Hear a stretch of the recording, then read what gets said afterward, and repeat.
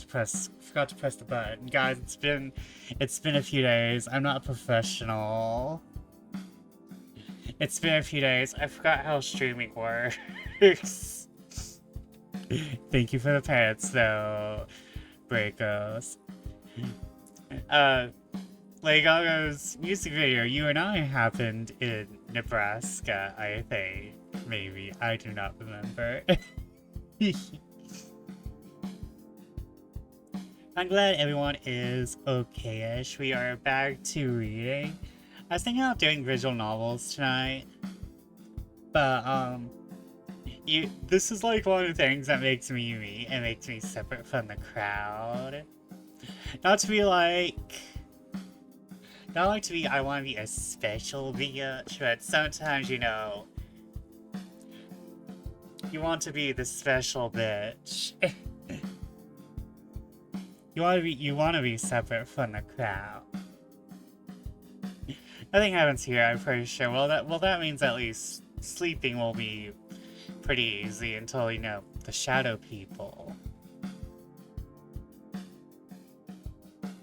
The shadow people of Nebraska, you know.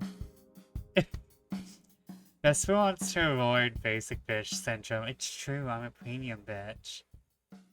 The children of the corn. The children of the corn and the Nebraska shadow people. The shadow people are a side digivolution of the children of the corn. Nobody just tells you that. No, I told you about that. You have the option of becoming a shadow person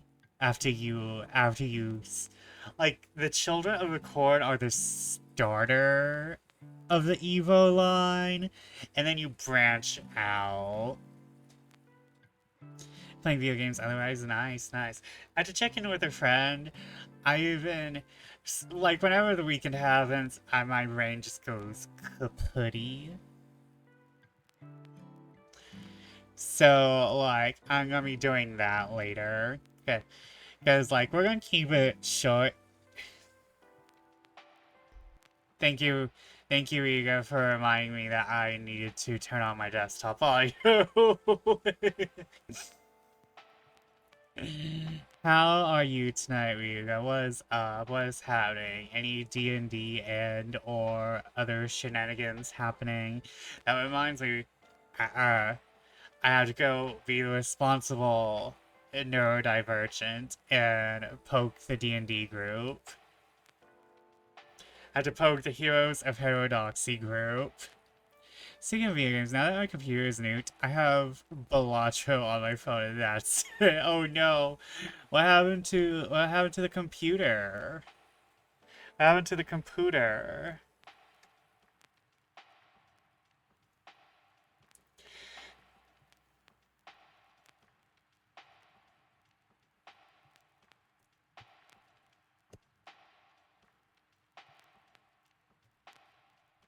Let me get out that shadow. It made a click noise, turned off, and now it does nothing. Oh no. Mood. Don't you just love it when electronics just say, I'm dead now? Don't you just love it when electronics say, no, yesterday was my lifespan. Yesterday was my lifespan. Good night. Please go follow Chef Rita, who's almost off hiatus as we hit, as we are closing in on June.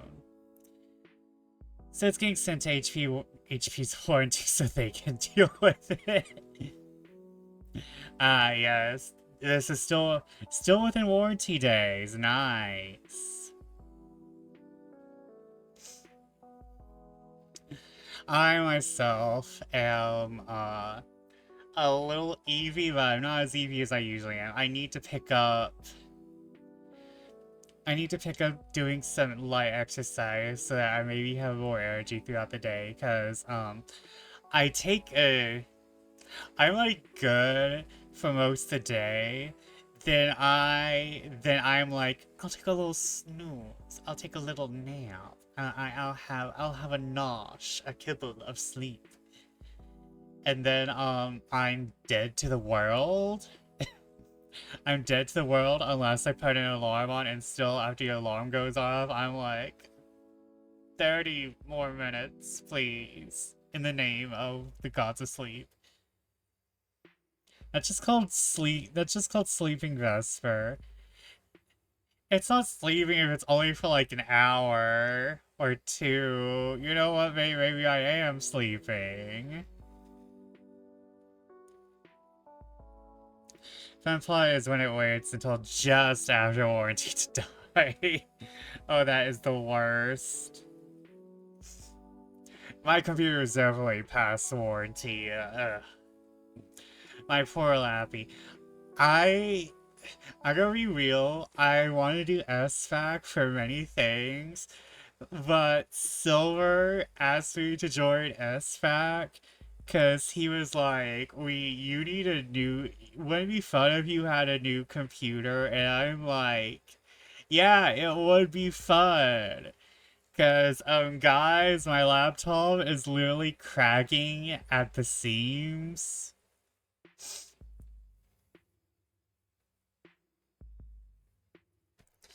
Like, there's cracks on this thing. I don't even know where they're coming from. Like, some of these cracks are definitely from, accidents. And by accidents, I mean, like, carrying it closed. I mean, it was still closed, but it has hit some... it has hit some, like, door frames. It has hit some walls before. Insert getting cracked joke here. Wait, what? So, like, my poor thing has definitely has reason for it, but what's weird is that it's just decided to do all of this within the past few months. So I'm sitting here watching this thing kind of degrade in real time. So, like, I'm a little worried that it's one of those things where, like, past a certain year, this thing was just doomed to die. Unfortunately, I think I am well beyond the warranty.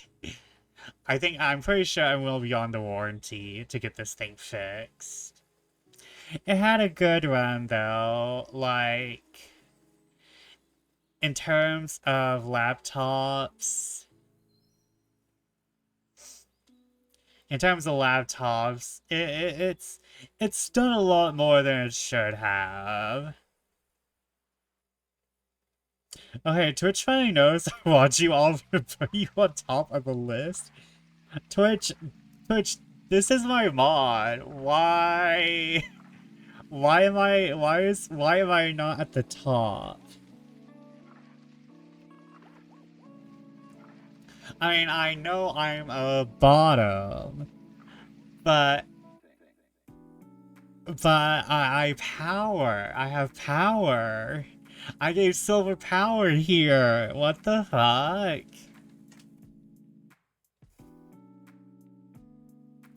I'm pretty sure Twitch's list is drunk. Ignore Twitch. They're drunk.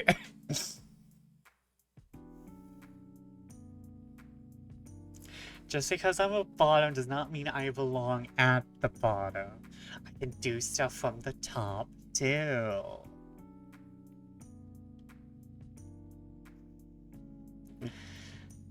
Now I got that song from Alvin and Chipmunks World Tour stuck in my head, but not like the whole song, just like, if you wanna get to the top, you gotta rock and roll. If you wanna get to the top, you gotta rock and roll. Rock and roll. Damn, that was a weird movie now I think about.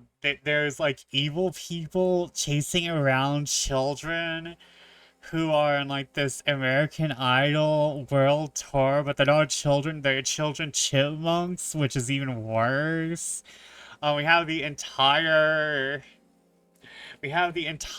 segment where the chimpanzees are like dressed in where the chimpanzees are like dressed in like veiled dancer outfits. Like, like, like, what the fuck was happening in that boardroom? You know what? It was the 90s. Cocaine was happening in that boardroom. Cocaine was happening in that cutting room floor. You know, there was one sane person there who asked,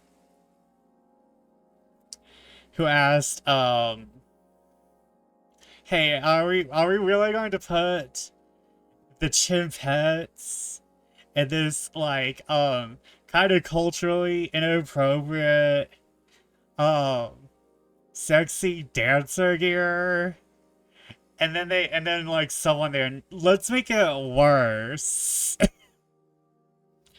This little bagpipes and Are you talking about the first chipmunk? Yeah, the 2D animated ones.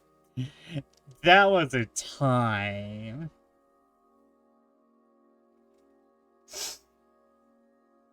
How are you tonight, Orc?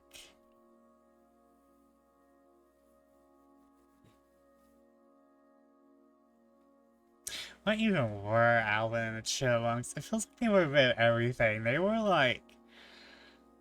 I feel like their comedy, they were songs, they were kind of like everything.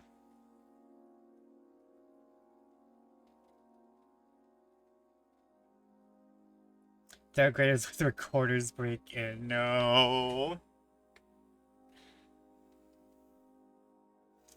Oh no. That reminds me, I should be getting it ready. Back in the 2000s, we had full-on live-action reboot renaissance. And we're still living with those consequences. We're still living with consequences of that. Actually, I don't think that technically stopped. I think that has been a continual, ongoing toxin to the world. That has been a poison that hasn't stopped, honestly. Okay, which one of these cover arts do I want to use?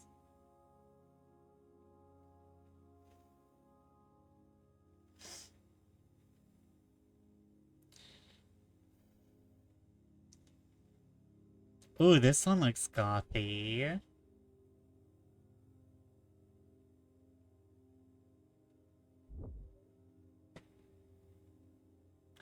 It also looks, crunchy.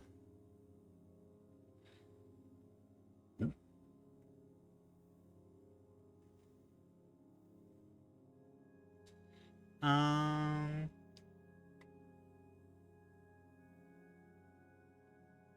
Well, this looks close enough. I'll take this.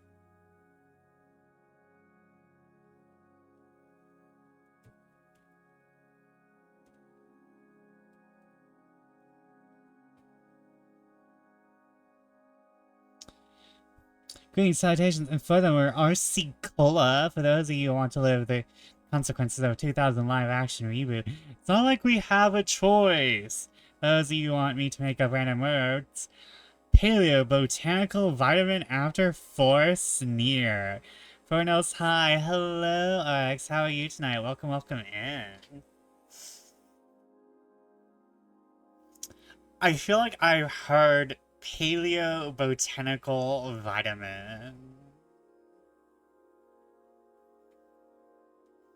Oh, time for me to go feed my cat. Please send her my love. So I count a term from a game I think Vesper could like or maybe despise: the Grand Lich of Techno-Capitalism. To be fair, I love the idea, because I feel like that's where we're headed. I feel like we're heading towards digital necromancy by capitalism. Actually, we're kind of already there. we're kind of already at digital necromancy as performed by capitalism. So yeah, we are actually at Grand Lich of techno capitalism. Yeah, nay, nay, nay. What game has the Grand Lich of techno capitalism? The singularity, ruined by capitalism and lawyers. Zero parades for dead spies. Ooh.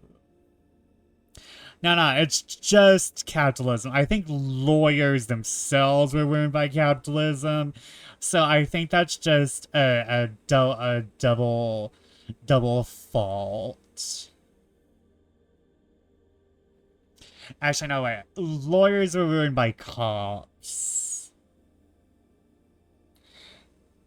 So maybe we can count those as separate beings.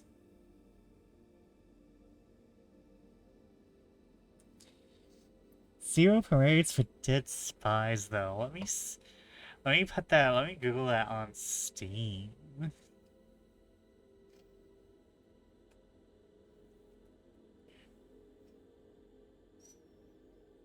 Zero parades for dead spies. Oh, this looks neat. This looks neat.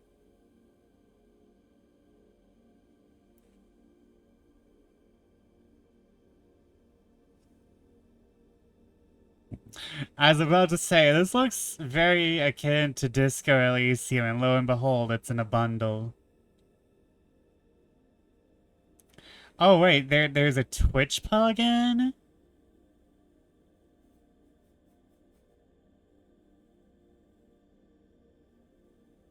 Live voting on dialogue and quests.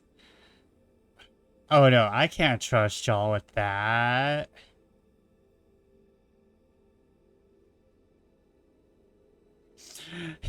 I can't trust y'all with that.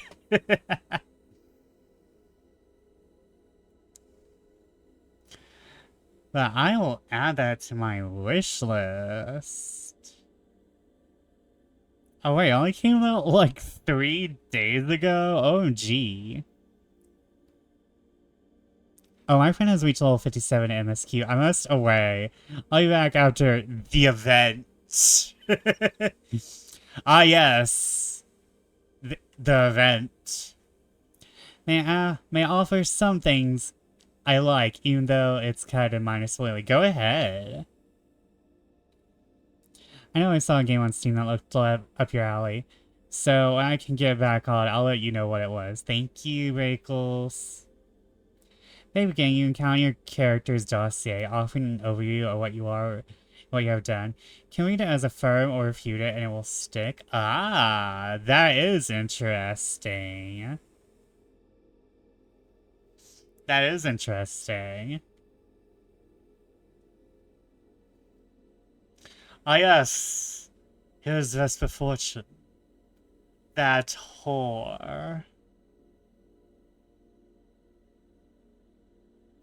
In my head canon, it's ketchup related. When we say the event, we mean the vault. Hold on.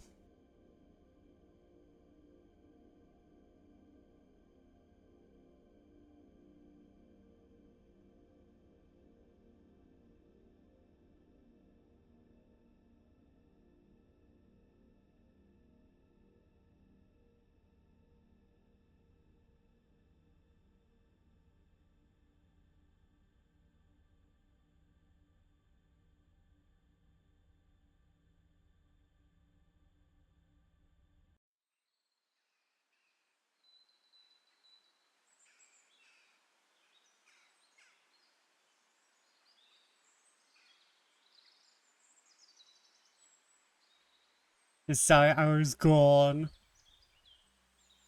Sorry, I was gone. Mama Bat wanted me to look at the raccoon that was on the front porch. Unfortunately, by the time I got to the got to Look, the raccoon was gone.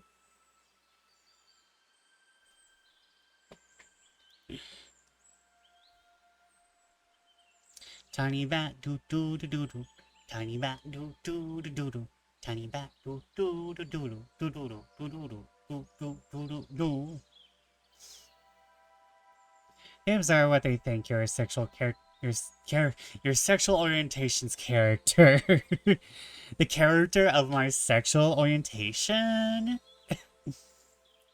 I think considering what I'm into, that'd be a freak. Besides the bed, it'd be a freak.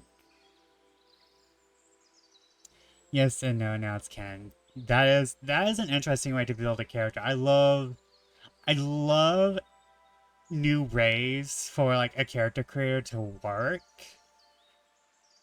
But you always have to be careful with those things. Like, I like to bring up something that I was playing a while ago. There was Soulframe. No wait, was that the name? Hold on. You Soulframe.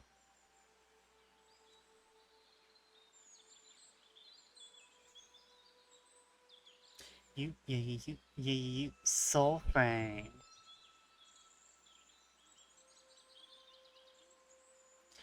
Well, anyways, that game in particular had you make your character through your mother. However, that does not offer a lot of character customization skills, and sometimes, you know, you want your character to look different from your mom. I decided to put a lot of resources into the cold read skill, and when I talk to people, it often chimes in as the person is being sincere or not. Tried a different build and didn't chime in as nearly as much. Ooh. Ooh, that is interesting. But yeah, that's one of those things you have to be careful with.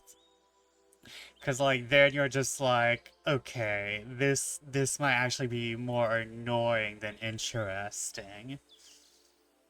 But it kind of sounds like they did it right, since it seems like it's mostly skills and stuff that you wouldn't be really putting into like physical, because I think like for like physical looks, that's something you just should have a character creator for.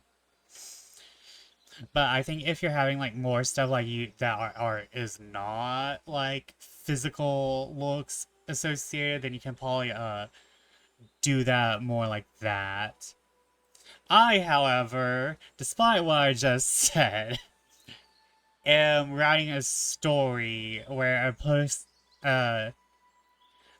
people who are playing MMOs, their looks as a character is decided by the personality test that they begin at the start of the game.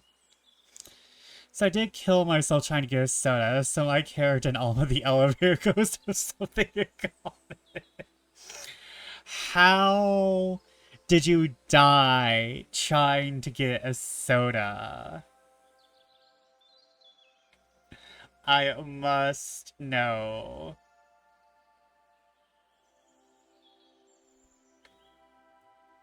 While I learn that story. Oh, let me get this up and Adam. Oh, hey. There we go.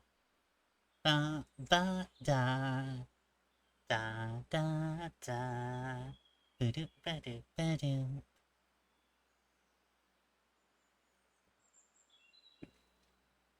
Now I'm ready to read since I actually have the book.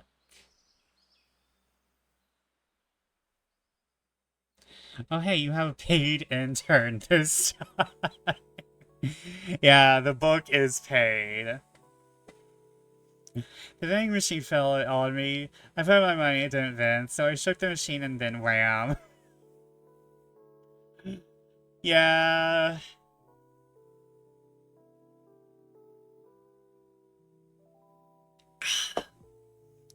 Yeah, it sounds about right. Isn't that what causes most vending machine deaths? Don't vending machines kill more people annually than sharks? I think a lot of things kill more people than sharks, though. I think deer kill more people than sharks.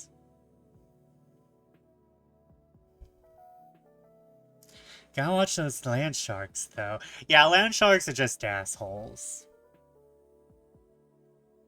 Land sharks are just outright murderous assholes, but we don't count them as the same, in the same, like, a death count. How many people did Sharknado kill, though? That was an entirely different event. Statistically, you're more likely to be struck by lightning than be attacked by a shark. Yeah, not to mention, I think you can just punch a shark in the nose. I mean, that's not gonna help with Sharknado, but... But, like... If Sharknado's happening, you're kind of fucked. If Sharknado's happening, you're just kind of fucked. Like, if the gods are sending sharks towards my face at 60 miles per hour, you know what? I did something wrong. And I deserved it. I'm not sure what I did wrong, but you know what? If I'm in the same place as a Sharknado, I deserve that. I've done something wrong. There is a sense in a past life that I still have not made up for. And I am going into my reincarnation cycle and fighting that man. Next time you can just flip over and they like black out. Well, let's not move to Florida then. You wanna know something funny? I used to own land in Florida. Not like own land, but we had family in Florida, and when she died, she gave that to my mama, and mama was kind of old anyway, so like visiting that too often wasn't in the cards. So it's kind of split between my father and his 3 brothers. And I'm gonna be real, the land kind of... It wasn't the land that sucked. It was the house. Because it was one of those... It was a trailer. Not that... As a person who has grown up in a trailer their entire life, yes, the trailer is bad. Trailers are awful. Don't live in a trailer, people. Don't live in a trailer, people. Just, if you're thinking about buying a trailer, buy yourself a fucking tiny house. It's the same ass experience. And I do mean ass experience. Micro houses now, I don't care. That's the rich people name. That's when you want to have an experience. You buy a micro house if you want to live. Oh, they're still basically trailers. Listen here. The people living in trailers are not calling them micro houses.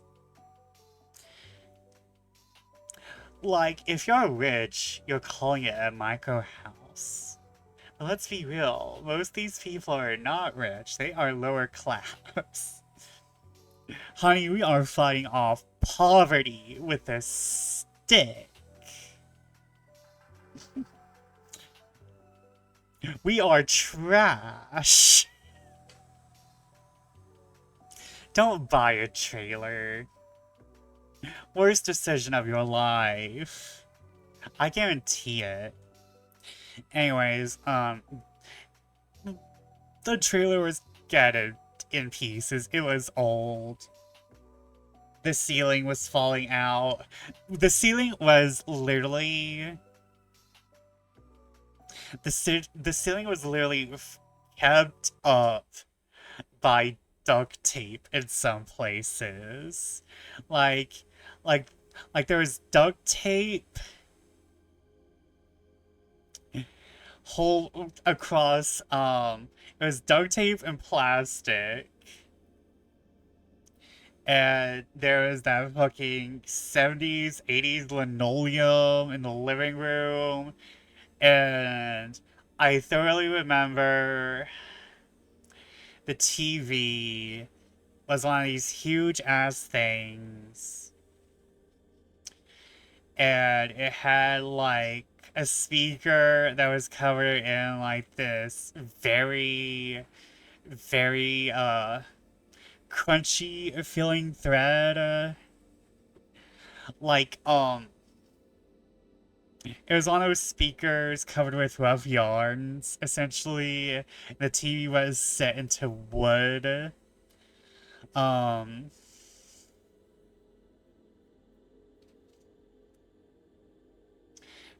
like we only visit like once a year when we still use the trailer, because like most time, like after a certain point we were just like staying in hotels because it was that bad. And like not to mention, if you only have like people visiting like 4 times a year, and sometimes those visits were close together, you weren't stopping things from dying in that house. Not to mention there was like really put windows. Like there was like a window in the bathroom, like in the shower, and it's like one of those like really like a thin windows. New plot idea right there. Hallmark movie where they go to the old family home. Oh crap, there's a body here. That's not Hallmark. That's more Lifetime. That's more of a Lifetime original movie than Hallmark. Like, I'm sorry, once there's a dead body involved, that stops being Hallmark.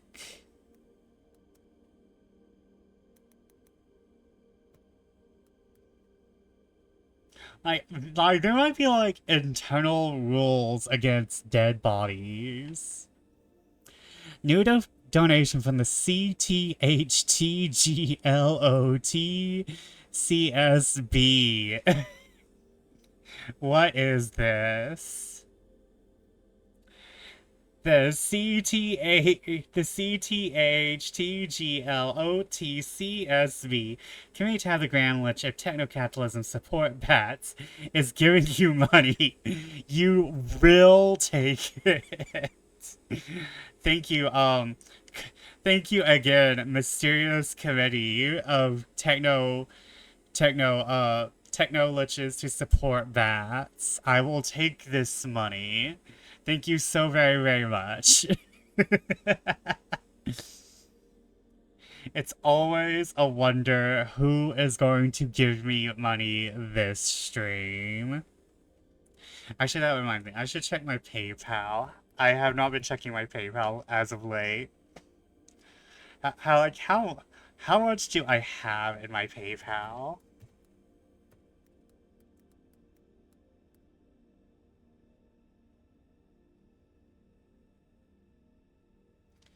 Okay,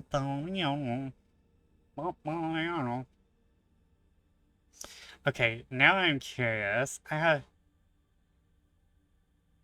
Okay, I'm just short of 20.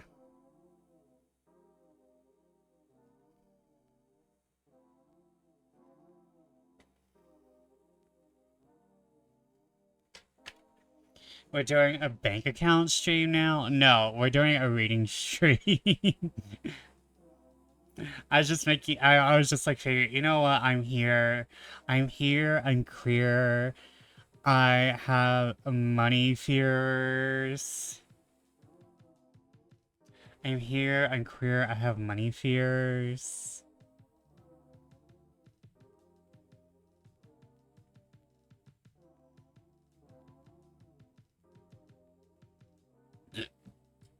Sorry. As using his bank account to leave his new sponsor, the Grand Lich of Techno-Capitalism. That reminds me, what music should I play while I read chat?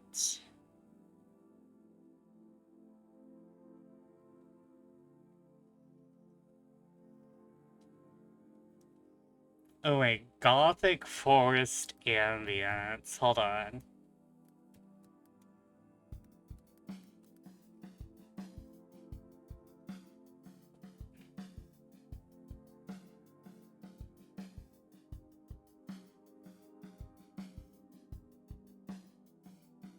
Okay, 5 years ago. Okay, yeah, that was before AI.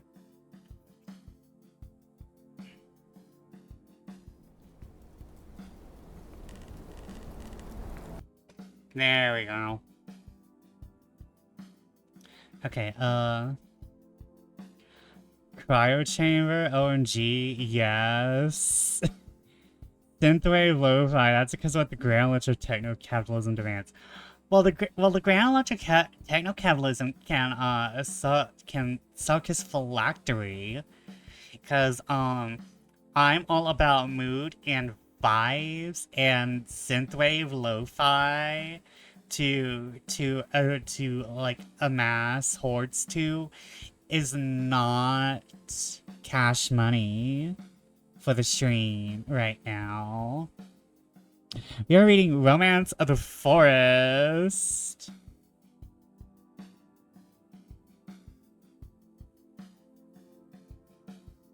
Oh, wait, maybe I should see if Cryo Chamber does... Oh, Cryo Chamber Forest. Thank you.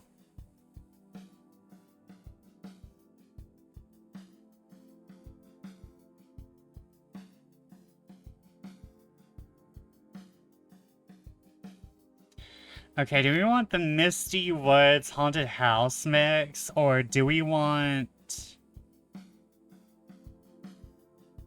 Or do we want songs for... You know what? We'll do Potal.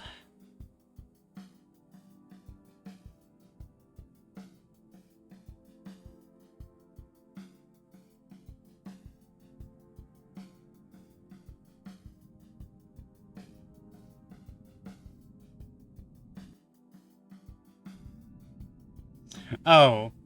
That drone was the music. Okay.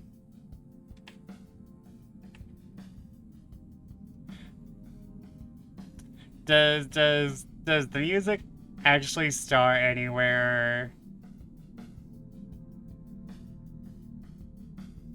Some of those people banging a Sasquatch books. I'm not saying I object, I just want to know.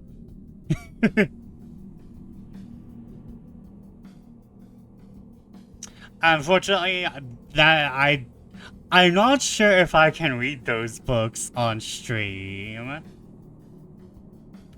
I'm not sure if I can read porn on stream.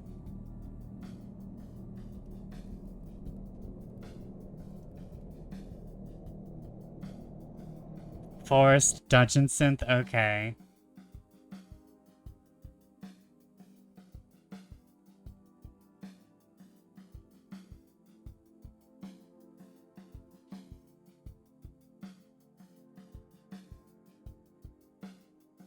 Ooh, wait, what? Oh, wait, there's Witch Bolt.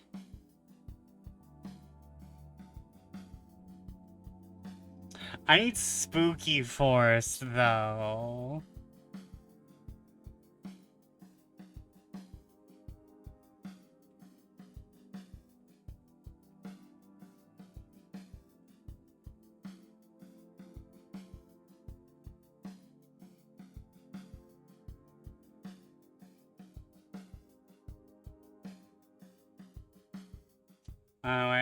I think I had the first time, honestly.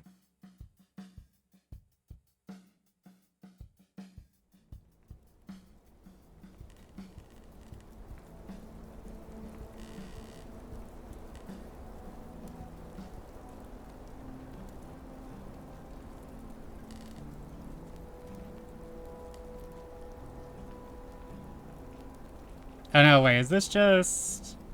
Is this just going to be... more like a drone? Okay, hold up. I'm sorry guys, I'm not prepared. Yeah, I think I might do Forest of Yore, because I remember Forest of Yore. Hopefully they have something spooky for me.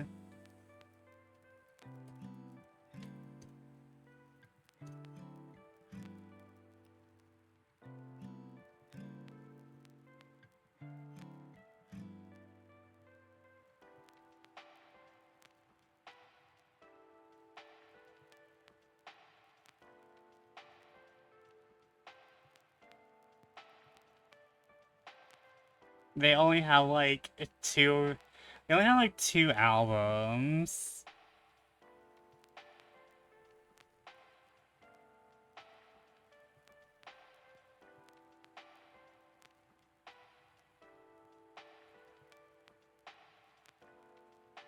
Hold up. Vampire Girl, do you have me? Do you got me covered? Girly Pop. Do you got me covered, Elemental Soundworks? Do you have... Okay, you have Dracula's, like... You have Dracula's whorehouse, but do you have, like,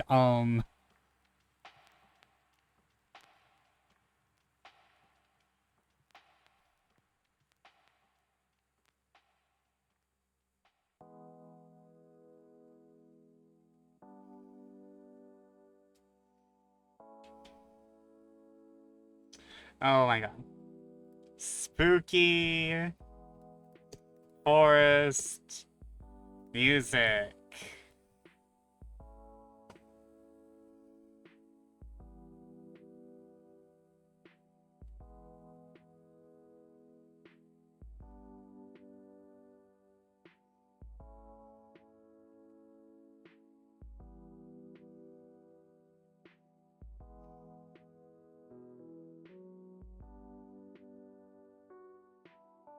Kinda don't want ambient music. I want there to be music, but just not anything that's like too deep, if I can like explain. Oh wait, Lands of Barovia, hold up.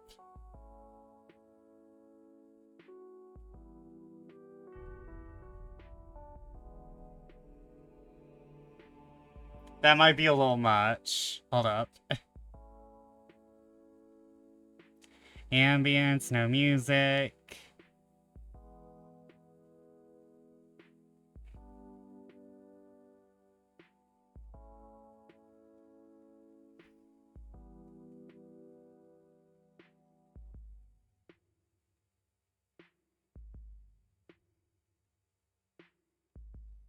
Woods a Night Deep. Hold up.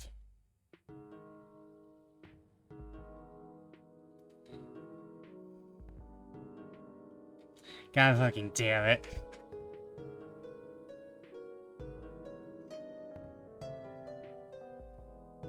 That is not what I want. I'm sorry, guys. Keep on talking. I will figure this out.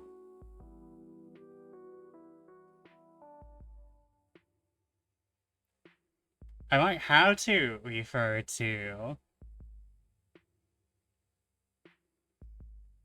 I might actually have to go into the fucking... What? Eternal Voyage. Oh no, you use AI. We can't be doing that in this house. We can't be doing that in this house.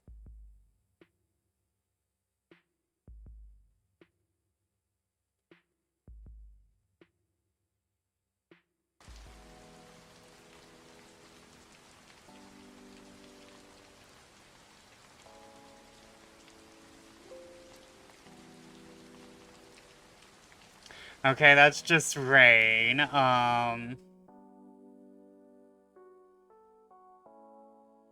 You think I'd be prepared, but no, not tonight. I'm sorry, y'all. I'm not a professional.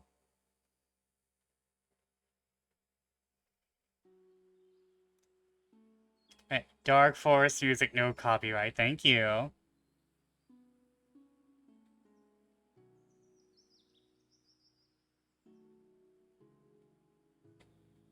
Oh, this is only 2 minutes long. What the fuck?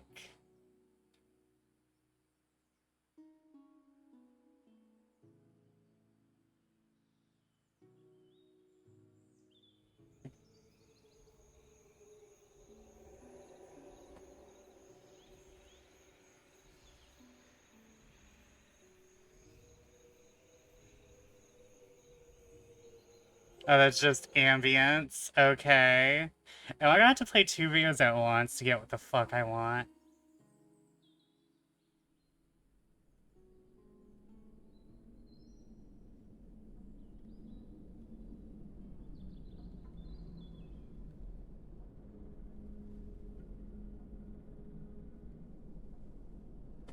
Okay, this works.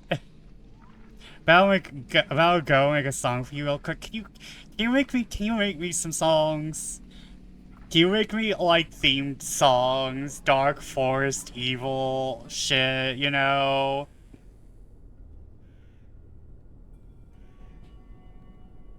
Can you make me some Dark Foresty evil shit, like about an hour long that I can loop? Misty, hey Lumi, what's up? You caught me just as I was about to read. Guys, I'm never going to read this. Let me get you that shout out. Guys, I'm never going to read. We are literally an hour into stream.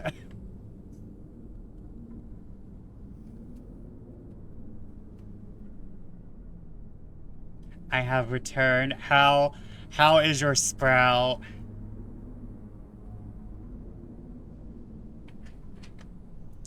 How is your sprout? Are they crying? Friend said, I'm gonna let you go while I weep openly. Yes. I'm going to let you. I'm gonna let you go. I have to cry right now. I don't want you to see me cry.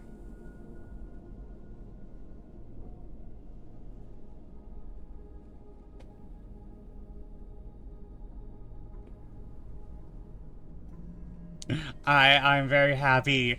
That sounds bad. I'm very happy your friend is crying. I was like, say hi to his dad after the cutscene for me.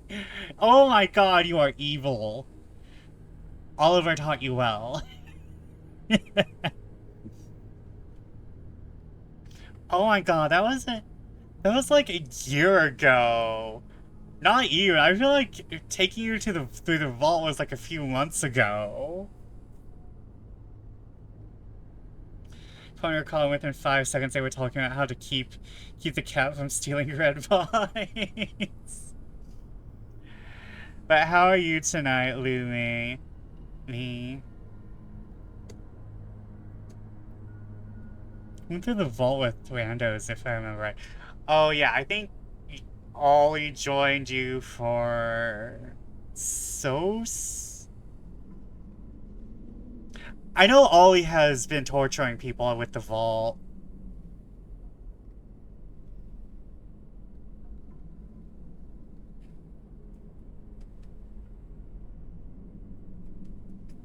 I don't know why I said SOS when I should have just said SOS. What does... I'm doing great. We're having 2 days on a date at an underground fight club. Ooh. I was about to say, that's kind of a long day. I do gays.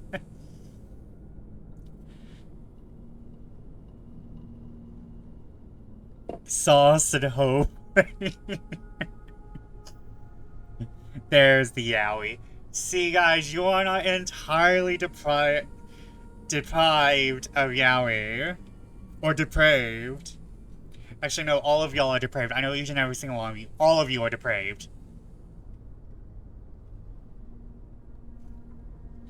I'm entirely deprived. Please, sir. Can I just have a morsel? A crumb? A crumb, Yowie? Put it in my hat? Please, sir. Can I have some more? I have one more helping of Yowie.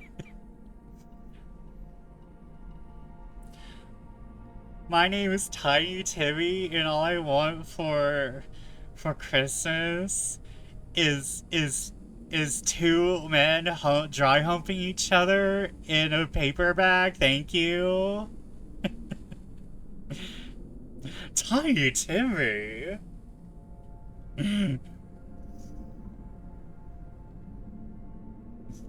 Toxic Yowie even? What's that? I may have more, but it's toxic? My favorite.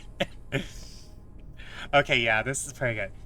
Oh wait, I was supposed to pin that. Whoops.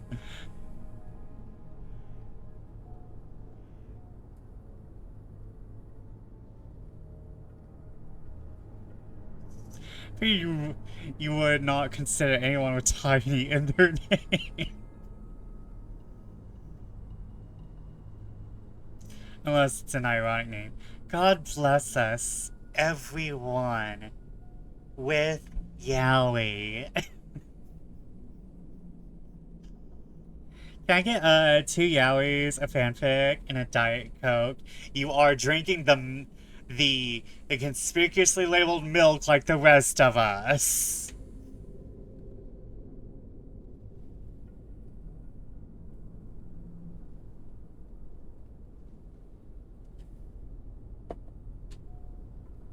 Oh god.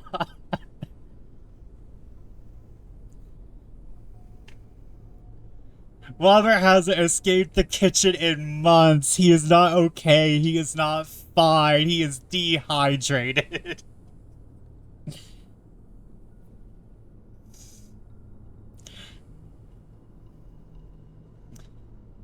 But I'm glad the fic is going well, Louis. I need to get on my writing as well. But speaking of writing, we are reading The Romance of the Forest, as seen by the paid actor who is actually moving in my arms tonight. Let me get up this bitch. Why are you so big? You should be small. There's a book in my arms tonight. Must have been some kind of fic.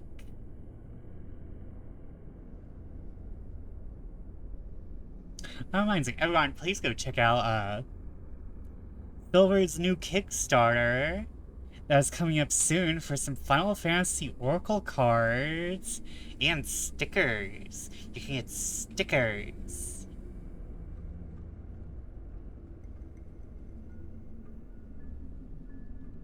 Ooh, my Kickstarter. Ooh, you want to look at it.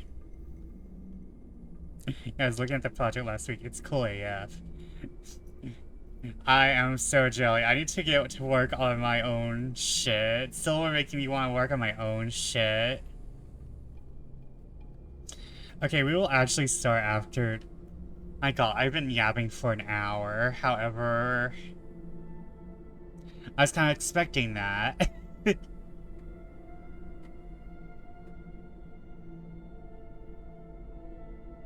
I didn't miss any of the book. Awesome. Nah, I am. Fortunately... as always, I am distracted. Well, I need to write something enough for Vespa to be on stream. It just needs to be horrifying enough. Like, I am reading Gothics right now because, well, I just tend towards that in classical literature anyways. But I do need to be reading some Gothics with incest in it, because I do want to do, compare and contrast between Gothic literature and the Coffin of Andy and Lele.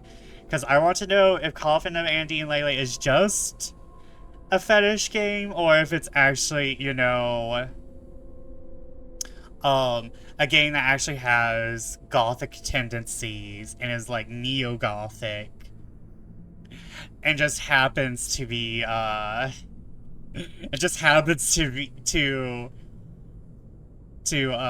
and be enjoyable by the author for its fetishes. It's kind of both, lol. Oh, that's interesting. I'm not surprised, because, like, neo-emo with goth vibes, in my opinion, nice.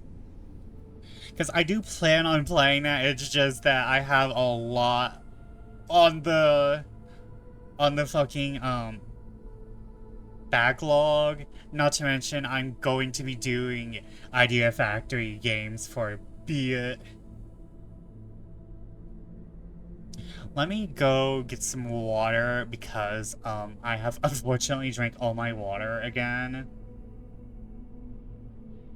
Well, actually now I have, but let me go get some water. I'll BRB, guys. I'll leave you to my beautiful, beautiful BRB screen.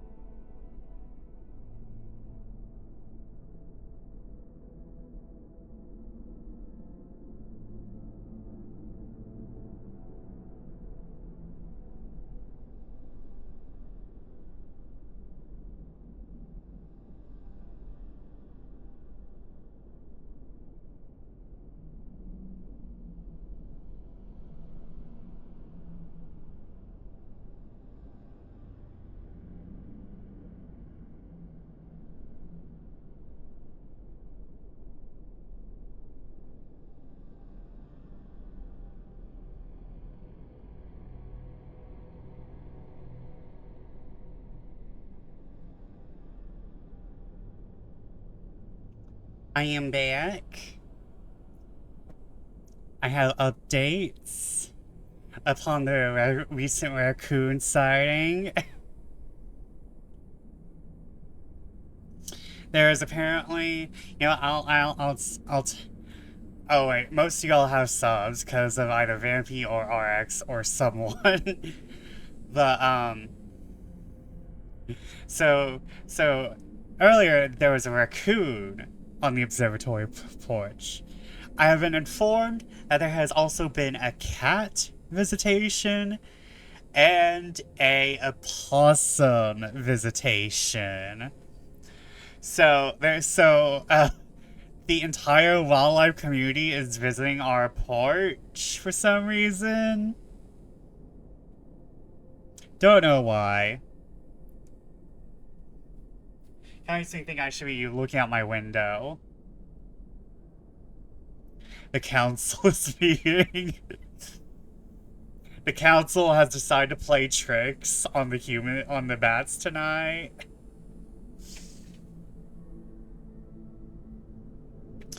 I won't spoil it, but the supernatural plot and the toxic slice of life went hand in hand in that game. I think they kind of got their shit together better in the most recent one, Story Rise. Nice. But I figured, you know, I do a compare and contrast between, like, classic works featuring incest in Gothic literature, and also comparing it to Andy and Lele. Even though the creator has just outright admitted, yeah, I'm into it, so what? But it's kind of sad that the creator kind of got ran off the internet just because, like, you know, they were being open about their fetish. It's kind of like, so it's definitely kind of more like I think they call it, the creator Andy and Layla is a she. She just got ran off by the modern prude movement. Because, like, oh yeah, I'm just openly into this. What about it? And then she was just attacked. And, like, people would not let the... Would not let the, The thing is, Andy and Layla is known as the incest game. And it's kind of like... It can't escape that now. It's crazy that in Layla, when they acknowledge how toxic it is, like, they're into it, but they don't advocate it for it outside of fiction. Yeah.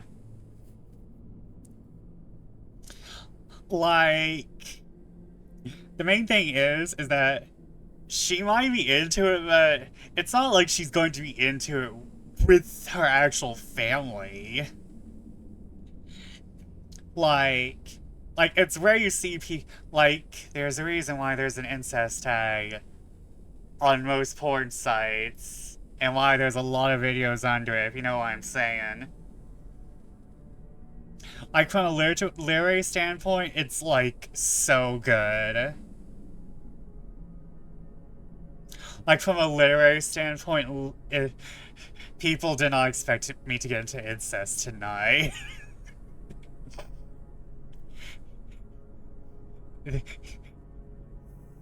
Surprise! Incest talk! Incest chat! Well, the random things you can get from a Vesper stream at any moment, at any time, is cannibalism and incest. And yaoi. It's really just fancy having someone be so unwell they don't play about you. And the game does show how messed up that can be and how it F up your life, to be honest. It's like they're being mean to the dev, yeah. Like, another thing is that, like, from, like, a literary standpoint, I haven't seen it, but I'm getting the vibes of Flowers in the Attic. I haven't played it yet. I've seen a little bit of it. I'm getting, like, modern Flowers in the Attic vibe a little. Which is, like, one of the reasons why... Which is kind of like one of the reasons why I have this stick in my ass about incest. It's because I read that at a formative year, and unfortunately my brain chemistry has changed. I have unfortunately read. You guys want to know something too? I read Flowers in the Attic. I think I read Flowers in the Attic on a vacation to Florida. So Vesper, I was going to ask you for some flavor text, but I don't need you just gave me some.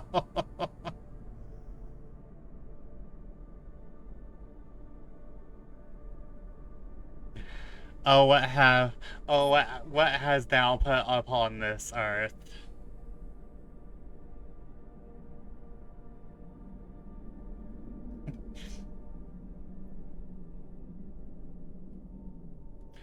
But, like, yeah, also, another reason why...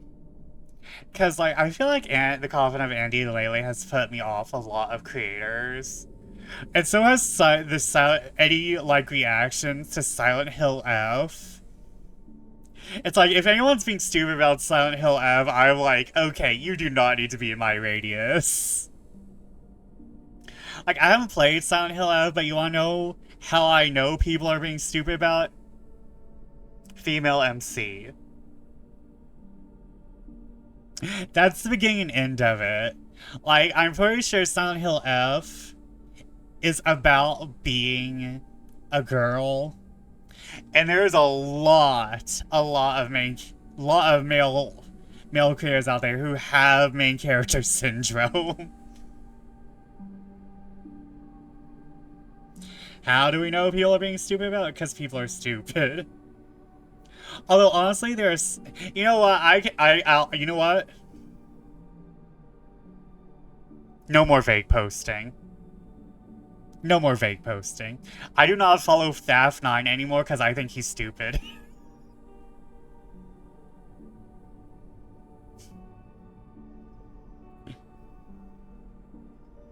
By the way, a thing was done.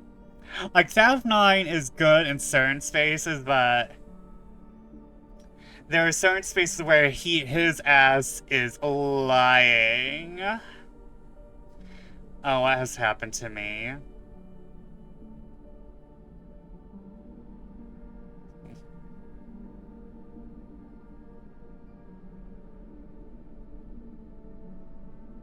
Oh my god.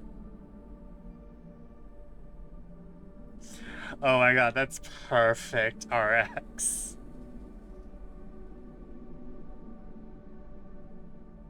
That is so perfect. Oh my god, I'm still not reading the goddamn book.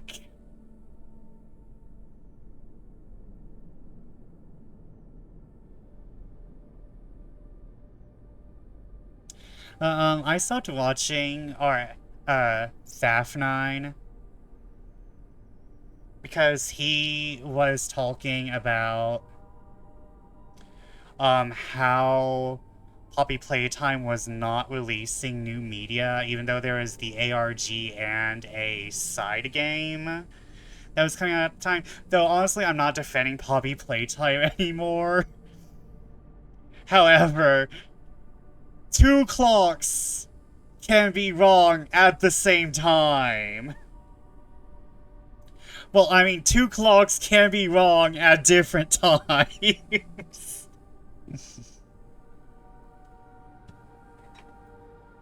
Like, the moment you have wrong information, I'm like, are you serious?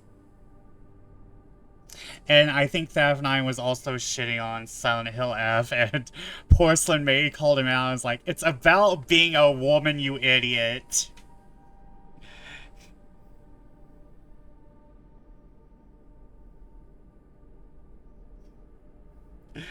Joel really was like, it's about being a woman, that's why you don't understand it.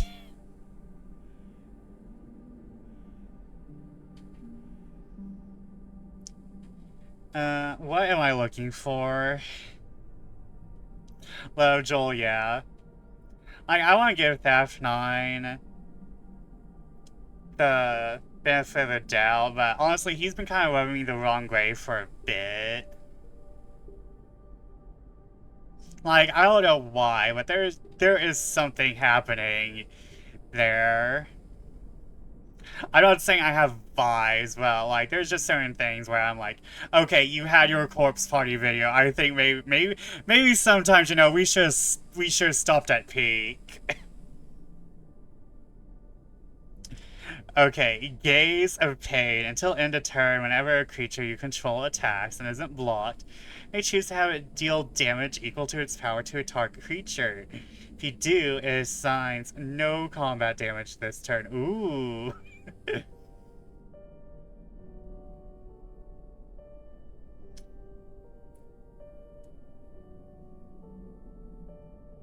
So that means you can just...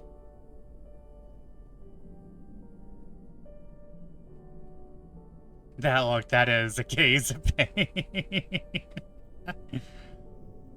That means you don't actually go... That means you still go through with the combat, and all your combat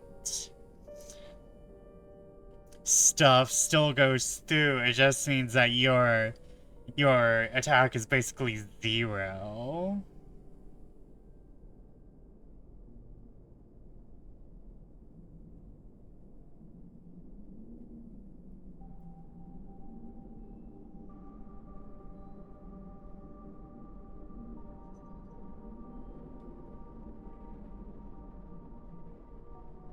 So if you hit a player, you can do target damage to a creature, yeah. This means you could still have shit like, Celestial Mantle go off, though. This means you can still have shit like Celestial Mantle go off.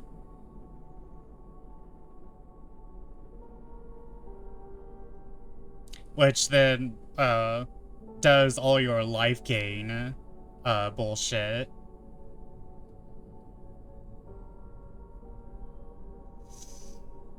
So this is pretty fucking good. So when I have Fandaniel, I purposely don't block because I want to torture people. You can gaze at pain and hurt him anyway. Basically. Think about like those green cards that force two monsters to fight. Only that, there's actually not a combat happening. It's kind of like that, but without the actual combat. We need you to play a game that's only cards that Oryx has created for you. We're planning on it. We're trying. The main thing is that Ryuga is currently on hiatus, so the entire pod is not available, and we need to have the entire pod for the game.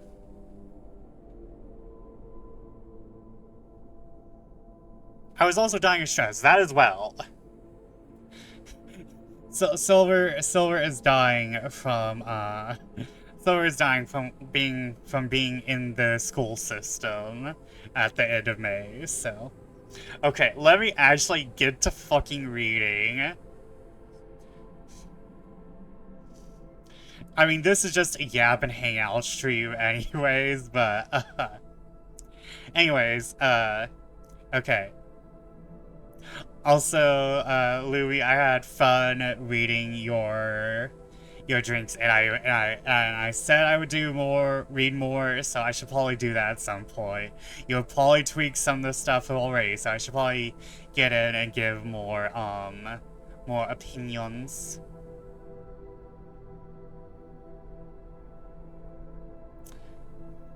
I definitely had a little drink.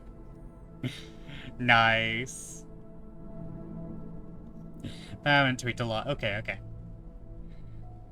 Romance of the Forest by Anne Radcliffe, Chapter 1. I am a man, so weary with disasters, tugged with fortune, that I would set my life on a chance to mend it or to be rid out. And that was like a little intro poem. Ooh, we always have perverts in the first paragraph. Okay. We may not have yaoi, but we have perverts.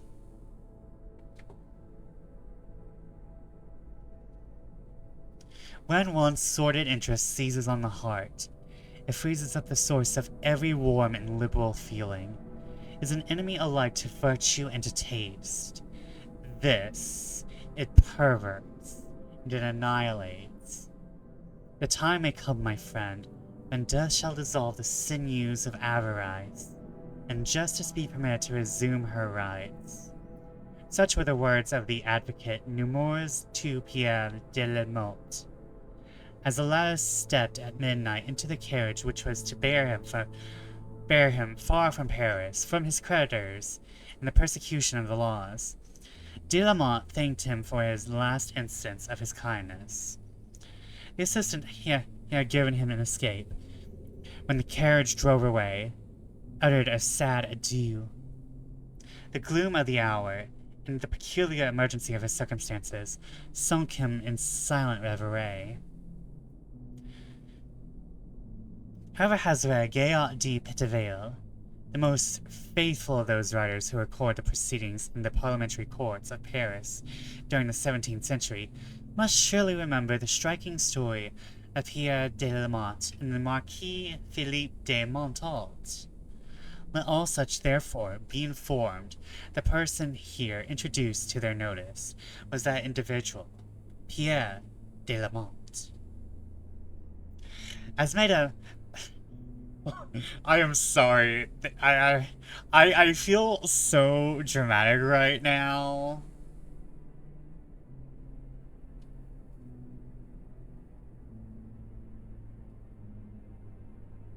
But also I feel French.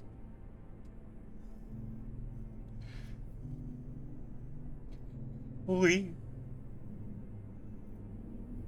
It sounds like a dramatic book. Yeah, we're kinda already into this drama.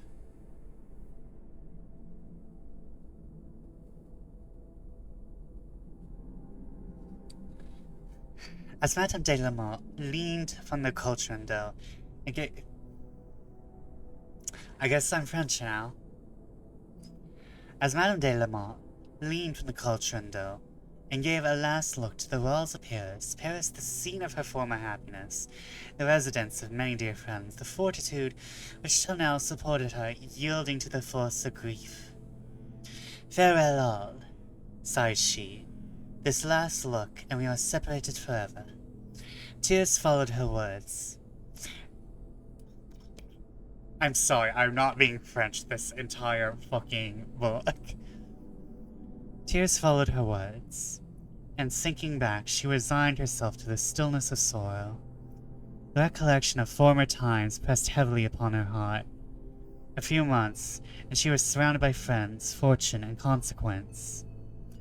Now she was deprived of all, a miserable exile from her native place, without home, without comfort, almost without hope. It was not the least of her afflictions that she had been obliged to quit Paris without bidding adieu to her only son, who was now on duty with his regiment in Germany. Had such been the precipitancy of this removal, she had known where he was stationed. She had no time to inform him of it, or of the alteration in his father's circumstances. Pierre de Lamont was a gentleman, descended from an ancient house of France. Sorry, I'm just turning down my musical. He was a man whose passions often overcame his reason, for a time silenced his conscience. But though the image of virtue, which nature had impressed upon his heart, was sometimes obscured by the passing influence of vice, it was never wholly obliterated. With strength of mind sufficient to have withstood temptation, he would have been a good man. As it was, he was always a weak, and sometimes a vicious member of society. Yet his mind was active, his imagination vivid, which, cooperating with the force of passion, often dazzled his judgment and subdued principle. Thus he was a man infirm in purpose and visionary in virtue. In a word, his conduct was suggested by feeling rather than principle, and his virtue, such as it was, could not stand the pressure of occasion. Early in life, he had married Constance Valentia, a beautiful and elegant woman attached to her family and beloved by them. Her birth was equal, her fortune superior to his, and their nuptials had been celebrated under the auspices of an improving and flattering world. Her heart was devoted to Lamont. For some time she found him an affectionate husband, but allured by the gaieties of Paris, he was soon devoted to its luxuries. A few years his fortune and affection were equally lost in dissipation.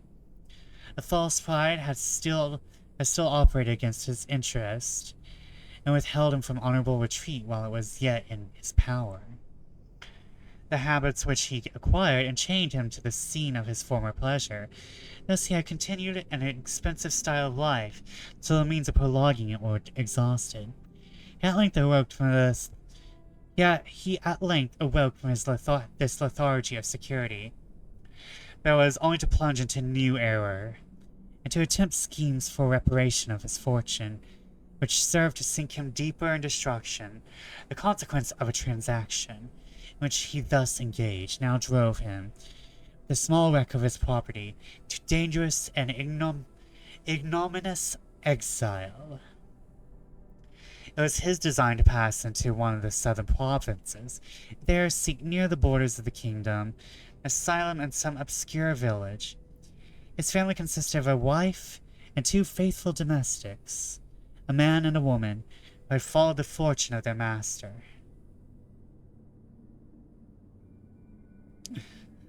Ah yes, my family, my wife, and my 2 domestics. On the run from my own consequences. This surely will end well. There is not going to be any finding out, will there?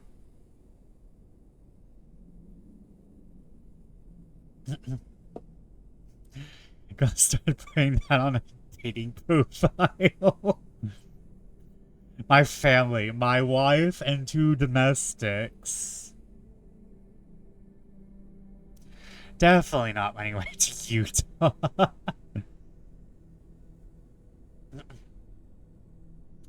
The night was dark and tempestuous, and at about the distance of 3 leagues from Paris, Peter, who now acted as postilion, having driven for some time over a wild heath where many ways crossed, stopped and acquainted de la Motte with his perplexity. Sudden stopping of the carriage roused the latter from his reverie, and filled the whole party with the terror of pursuit. He was unable to supply the necessary direction. The extreme darkness made it dangerous to proceed without one. During this period of distress, a light was perceived at some distance. After much doubt and hesitation, La Motte, in the hope of obtaining assistance, alighted and advanced towards it. He proceeded slowly from the fear of unknown pits. The light issued from the window of a small and ancient house, which stood alone on the heath, at the distance of half a mile. Okay, let's be real. If the house is being described as on a heath, you don't go into the house. If there is a house on a heath, a manor on a heath, you do not go to that manor. You stay far the fuck away. Though this is post Gothic Ventsport saying this. Back then, houses on heath were not known to be dangerous and filled with vampires. Is the heath a blasted heath?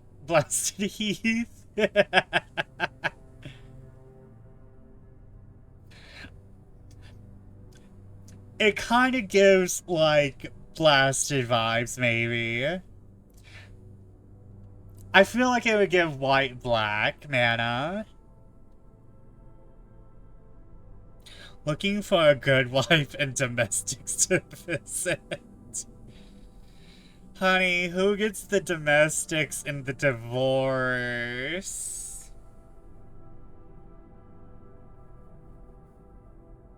So, was this written by Jonathan What Are Red Flags Harker?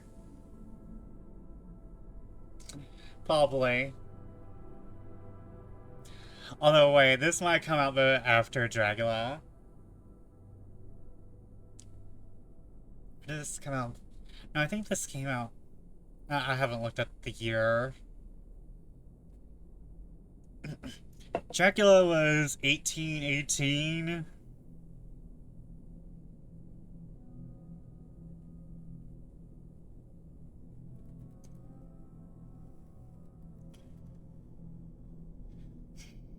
And this was...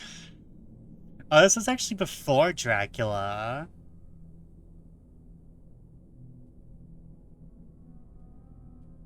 I'm digging this music, by the way. Thank you. I think it's kind of perfect. If the red flags were any bigger, they'd stop the Indy 500.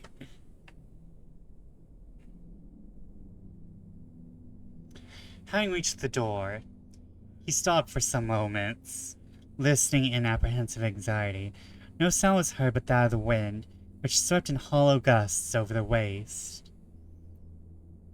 At length he ventured to knock, having waited for some time, during which he indistinctly heard several noises in conversation. Someone within inquired what he wanted. La Motte answered that he was a traveler who had lost his way, and desired to be directed to the nearest town. That, said the person, is 7 miles off. The road is bad enough, even if you could see it. If you only want a bed, you may have it here, and had better stay. The pitiless pelting of the storm, which at this time beat with increasing fury upon La Motte, inclined him to give up the attempt at proceeding further until daylight. But desirous of seeing the person with whom he conversed, before he ventured to expose his family by calling up the carriage, he asked to be admitted. The door was now opened by a tall figure with a light, who invited La Motte to enter. He followed the man through a passage into a room almost unfurnished. in one corner of which a bed was spread upon the floor. The forlorn and desolate aspect of this apartment made Lamont shrink involuntarily, and he was turning to go out when the man suddenly pushed him back. He had the door locked upon him. His heart failed, and he made a desperate, though vain, effort to force the door, and called loudly for release. No answer was returned. He distinguished the voices of men in the room above, and not doubting their intention was to rob and murder him, his agitation was at first overcome by his reason. By the light of some almost expiring embers, he perceived a window, but the hope for which this discovery revived was quickly lost. He found the aperture guarded by strong iron bars. Such preparation for security surprised him, confirmed his worst apprehensions. Alone, unarmed, beyond the chance of assistance, he saw himself in the power of people whose trade was apparently...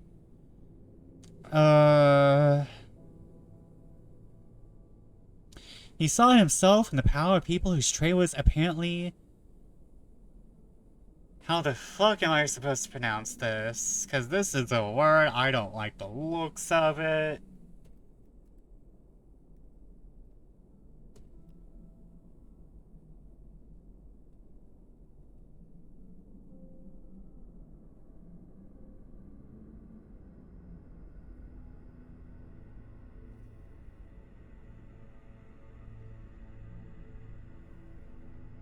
Repine? Repine. We're going to say repine.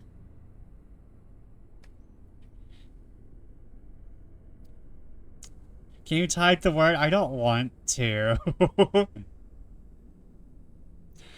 I mean, this is the word. I think it shares a similar root word with, use plunder instead.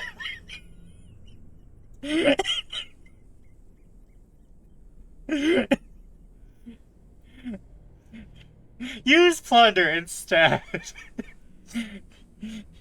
Said in a voice of like someone who's like, oh, you're allergic to that? Okay, use plunder instead.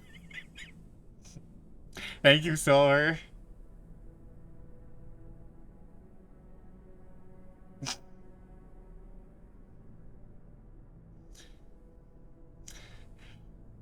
Alone and on beyond the chance of assistance, he saw himself in the power of people whose trade is apparently plunder, murder their means. After revolving every possibility of escape, he endeavored to await the event with fortitude. But Lamont could boast of no such virtue. Their voices had ceased, and all remained still for a quarter of an hour, and between the pauses of the wind, I had the distinguished sobs and moaning of a female. He listened attentively, and became confirmed in his conjecture. It was too evidently the accent of distress. At this conviction, the remains of his courage forsook him. A terrible surmise darted, the rapidity of lightning, across his brain.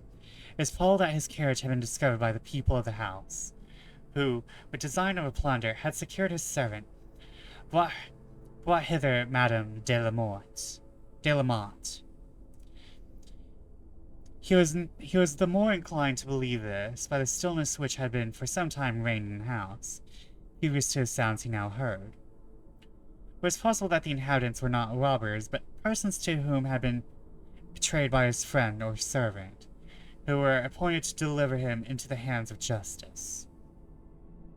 And he hardly dared to doubt the integrity of his friend, who had been entrusted with the secret of his flight and the plan of his route.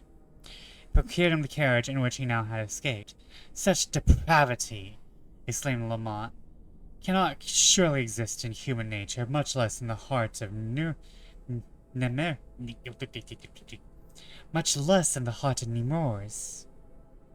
Don't forget to name small to medium-sized settlements while you plunder.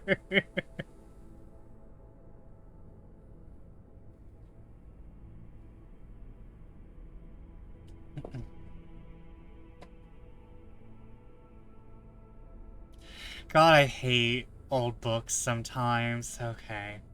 I have to say this word.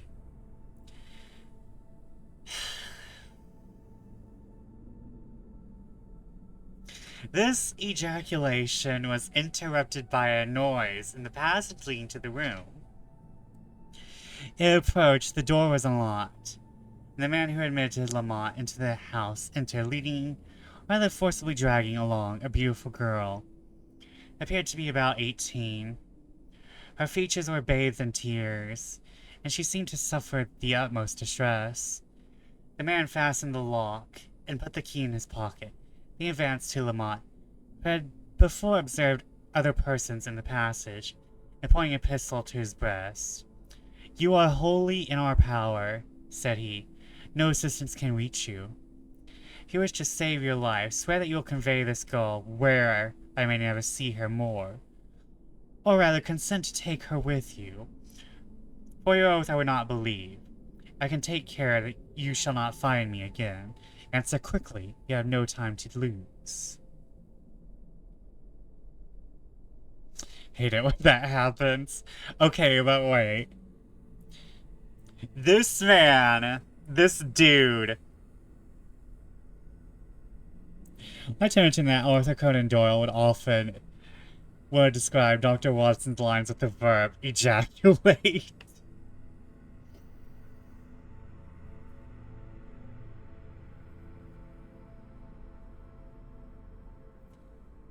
You know what? I can see why we keep coming up with new words for masturbation. I can see why we keep coming up with new words for masturbation. We keep getting embarrassed over the old ones. Well, ejaculate is not an old word for masturbation, but it's like adjacent enough. Ejaculate also feels like Sherlock Holmes Yowie Wen. Definitely not from the BBC, I'm telling you that.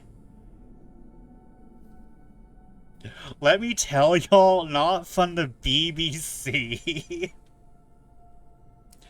People are still up in arms about that. So, what's funny is that Super Hulock was all queer reading and no queer people. It was all queer reading. Well, technically, no. I think the BBC might have been queer baiting. The BBC might have been queer baiting. Supernatural was also kind of queer baiting. But, like, Supernatural pulled queer baiting and barrier gaze in the same like 4 episodes, so like that's like a whole different issue.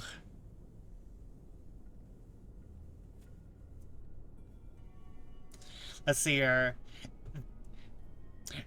There wasn't, fortunately or unfortunately,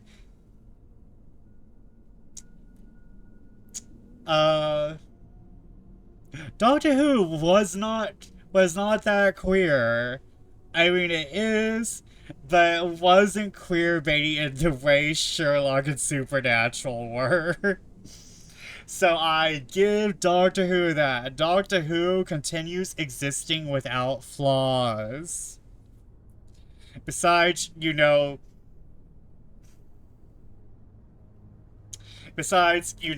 gigantic timeline you cannot keep up with. They confirm that could happen canonically, yeah. There's other gays in Doctor Who, and not to mention the gender fluidity that is Doctor Who. I am not getting through 2 chapters tonight, am I? No, I'm talking about the gays again.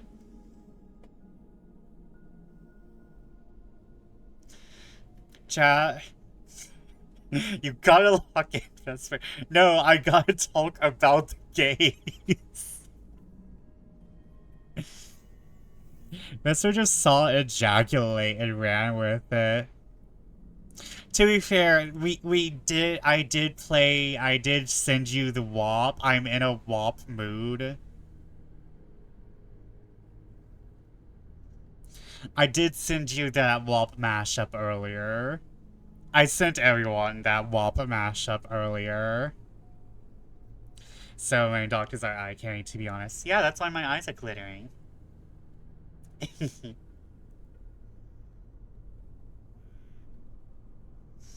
Yeah, we even have that old man doctor who is kind of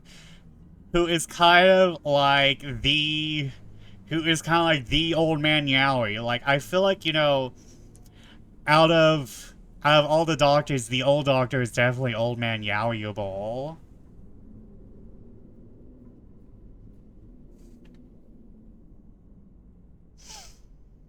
I need to go looking at the very much horror aspects. Y'all wanna know? I'm sorry, I'm going to lock in. I'm going to lock in. But our first ever episode of Doctor Who was the one with the Statue of Liberty as an angel. My brother decided I needed to be hurt by Doctor Who for my first time. Exactly. Well, here's the thing. I wanted. Here's the thing. It was the only episode I knew about, and I personally asked to watch it. I did not know what was going to happen to me. Okay?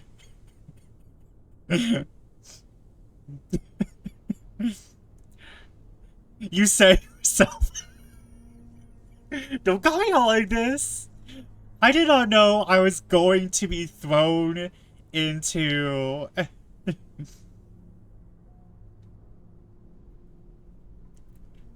There is no devs. We are reading of. Anne Radcliffe is dead, but she's not a dead.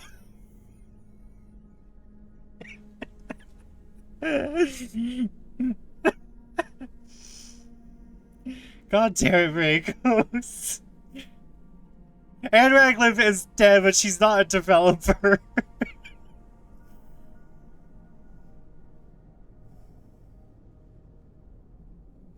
I will get out the Ouija board. We will get out the Ouija board and contact Anne Radcliffe, I guess.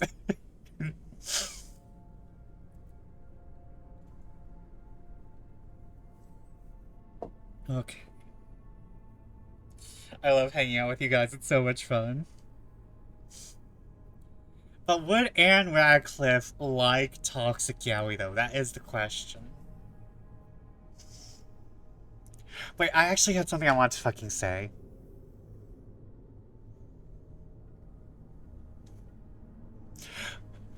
What do you mean, that one chapter? We're still in this chapter. Whatever.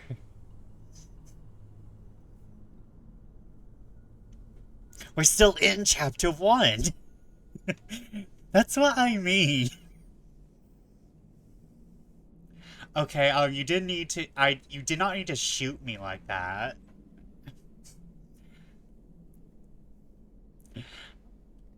But I'm just really liking the idea of this guy being kidnapped just to take away this girl.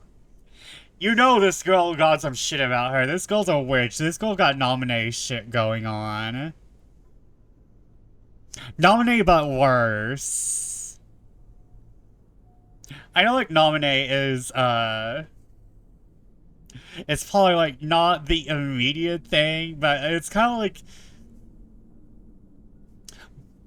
But, like, yeah, but this is, like, a dude who probably, like, kidnapped her or some shit.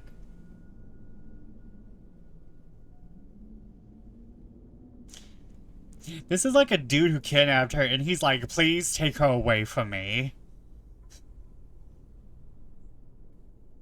And I'm, like, sitting here like, okay, we got some mysterious nominee bullshit going on. Even though nominee was personally, was actually kidnapped for reasons. But you know, I bet Nominee could pull some shit if like she knew how to do shit. I bet you Nominee could pull some universe-ending shit if she wanted to. Man, I hate Kingdom Hearts 3. They did my girl so wrong. Okay, now I'll actually read. He seized the now trembling hand of the girl, who shrunk aghast with terror, and hurried towards Lamont, whom surprise still kept silent. She sunk at his feet, and with supplicating eyes that streamed with tears, implored him to have pity on her.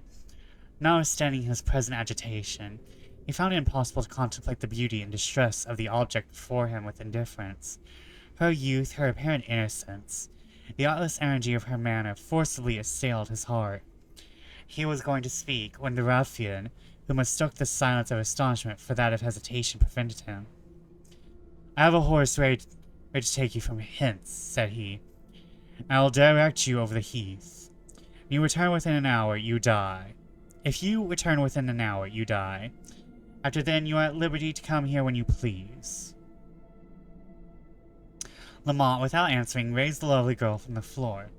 With so much relief from his own apprehensions, he had the leisure to attempt dissipating hers. "Let us be gone," said the ruffian. "Have no more of this nonsense. And you think yourself well off, it's no worse. I'll go and get the horse ready." Lamont, hold on. The last words roused Lamont, and perplexed him with new fears. He dreaded to discover his carriage, lest its appearance might tempt the bandits to plunder, to depart on horseback. But this man might reduce consequence yet more to be dreaded. Madame Lamont, weary with apprehension, would probably send for her husband to the house, when all the former danger would be incurred. The additional evil of being separated from his family, chance of being detected by emissaries of justice in the endeavoring to recover them. As these reflections passed over his mind in tumultuous rapidity, noise was again heard in the passage. An uproar and scuffle ensued. In the same moment he could distinguish the voice of his servant, who had been sent by Madame Lamont in search of him. Being now determined to disclose what could not be long be concealed, he exclaimed aloud that a horse was unnecessary, that he had a carriage at some distance, which would convey them from the heath. The man who was being seized was his servant. The ruffian, speaking through the door, bade him be patient, while he should hear more from him. Lamont now turned his eyes upon his unfortunate companion, who, pale and exhausted, leaned for support against the wall. Her features, which were delicately beautiful, had gained from distress an expression of captivating sweetness. She had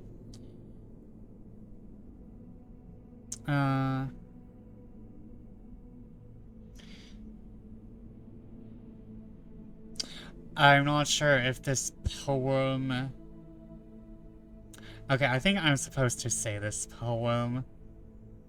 She had an eye as when the blue sky trembles through a cloud of purest white. A habit of grey camlet, with short sleeves, showed, but did not adorn her figure. It was thrown at the bosom, upon which part of her hair had fallen in disorder, while the light veil hastily thrown on had, in her confusion, been suffered to fall back. Every moment of further observation heightened the surprise of Lamont, and interested him more warmly in her favor. Such elegance and apparent refinement contrasted with the desolation of the house. The savage manners of its inhabitants seemed to him like a romance of imagination, rather than an occurrence of real life. He endeavored to comfort her, and his sense of compassion was too sincere to be misunderstood. Her terror gradually subsided to gratitude and grief. "Ah, sir," said she, "Heaven has sent you to my relief, and will surely reward you for your protection. I have no friend in the world, if do not find one in you." "But I was going to demand a ransom. Listen, buddy, an hour with her, and you'll be asking for money for me to take her back. Good luck." As part of the short story, the ransom of the red chief. Anyone trying to kidnap me is going to be like, ew, take him back. It's gonna like take 10 minutes because I can be so annoying in 10 minutes. Lamont assured her of his kindness, and when he was interrupted by the entrance of the ruffian, Lamont assured her of his kindness when he was interrupted by the entrance of the ruffian. He desired to be conducted to his family. All in good time, replied the latter, taking care of one of them.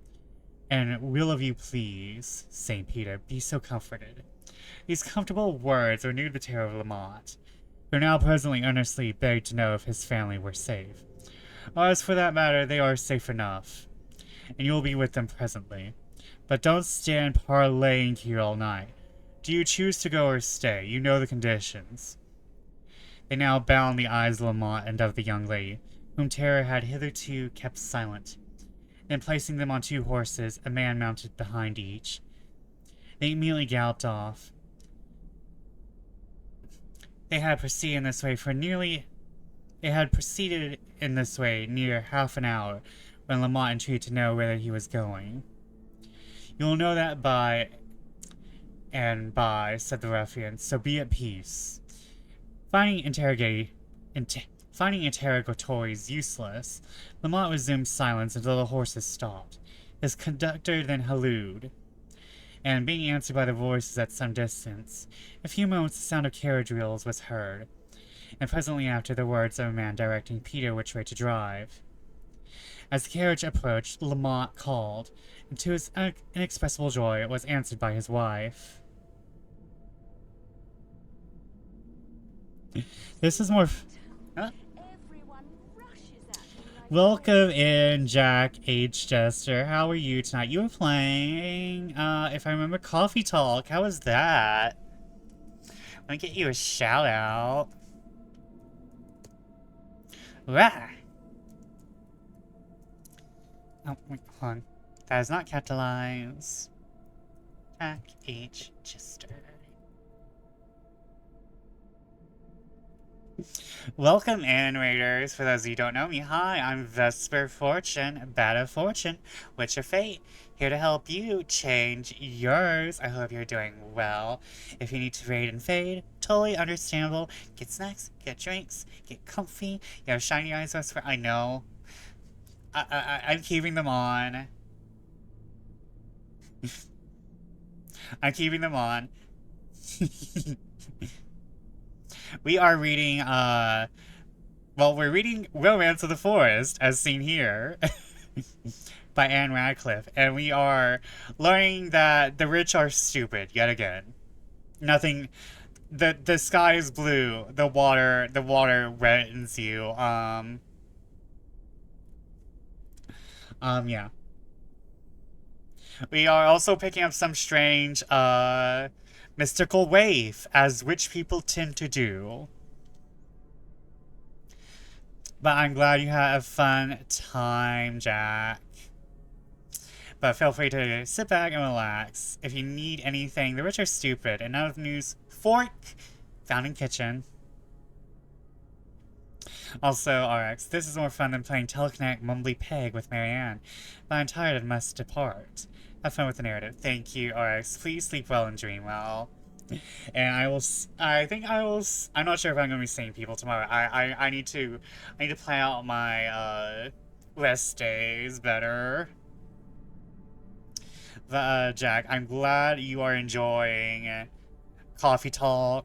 I think they just released Coffee Talk Tokyo.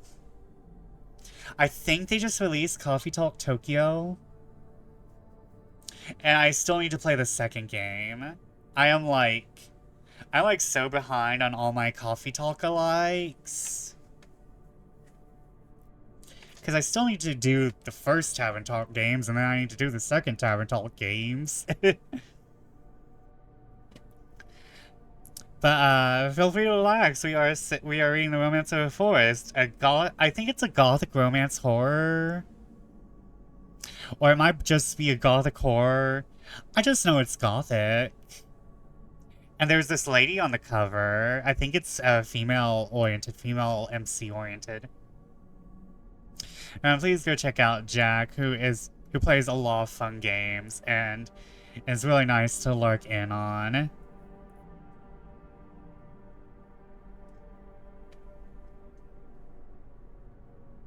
Okay, where's my window? Where's the window I had for my book?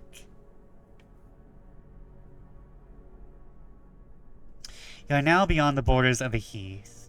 You may go which way you will, said the ruffian. You return within an hour.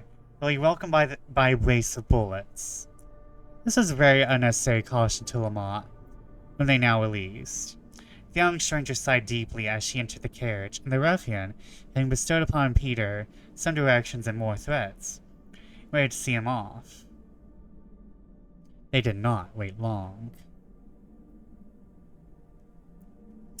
Lamont immediately gave a short relation of what passed at the house, including an account of the manner of which the young stranger had been introduced to him. During the narrative, her deep convulsive sighs frequently drew the attention of Madame Lamont, whose compassion became gradually interested in her behalf, and who now endeavored to tranquilize her spirits. And the happy girl answered her kindness in artless and simple expressions, then lapsed into tears and silence. Madame forbore for the present to ask any questions that might lead to a discovery of her connections, or seemed to require an explanation of the late adventure, which now furnishing her with a new subject of reflection, since of her own misfortunes pressed less heavily upon her mind. The distress of Lamont was even for a while suspended. He ruminated on the late scene, and it appeared like a vision, or one of those improbable fictions that sometimes are exhibited but in a romance. He could reduce it to no principles of probability, nor render it comprehensible by any endeavor to analyze it. The present charge and the chance of future trouble brought upon him by this adventure occasioned some dissatisfaction, but the beauty and seeming innocence of Adeline, united with the pleadings of humanity in her favor, he determined to protect her. Oh, they're just gonna call her by name, no introduction, when she's just Adeline now. Okay. Not me, I don't do that shit. I have to introduce my characters. The tumult of emotions which had passed in the bosom of Adeline began now to subside. Terror softened to anxiety, and despair into grief. The sympathy so evident in the manners of her companions, particularly those of Madame Lamont, soothed her heart, encouraged her to hope for better days. Dismally and silently the night passed on, for the minds of the travelers were much too occupied by their several sufferings to admit of conversation. The dawn, so anxiously watched for, at length appeared, introduced the strangers more fully to each other. Adeline derived comfort from the looks of Madame Lamont, who gazed frequently and attentively at her, and thought she had seldom seen a countenance so interesting, or a form so striking.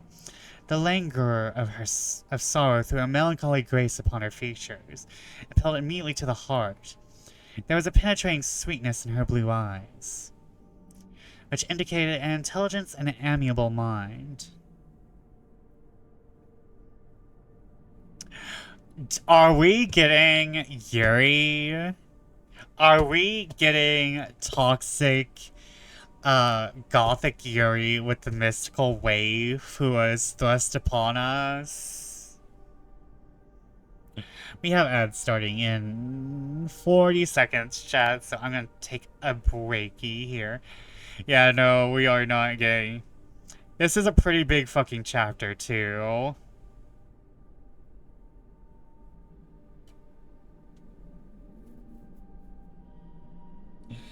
Why is this first chapter so big? I remember looking at this earlier and thinking, oh, these chapters are small.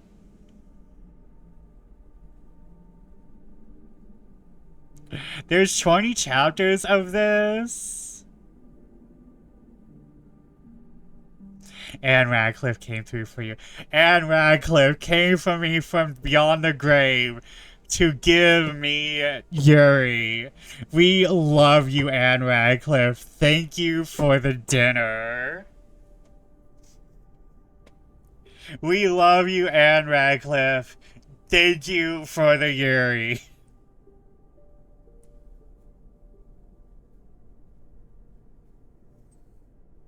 Stuff you don't hear said in other streams, and that's a best for original right there. I am going to go get some more water. I'll be right back.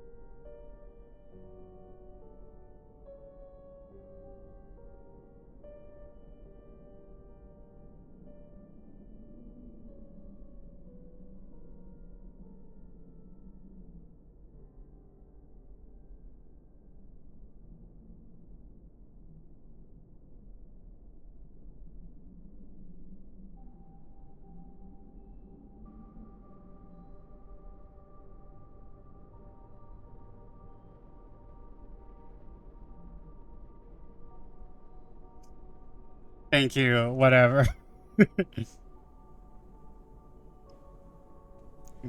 Thank you for the clips as always, whatever. Thank you, thank you.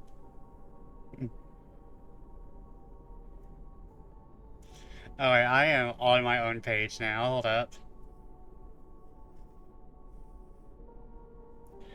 Um.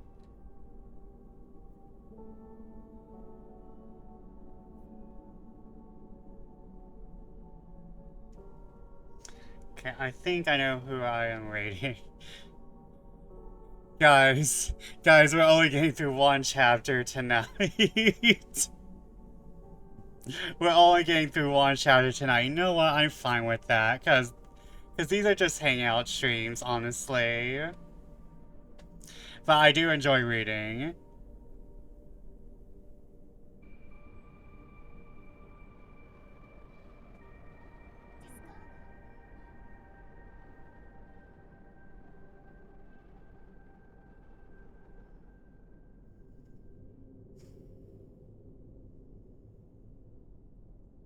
Okay, I'm just chilling right now. I'm just looking at my massages.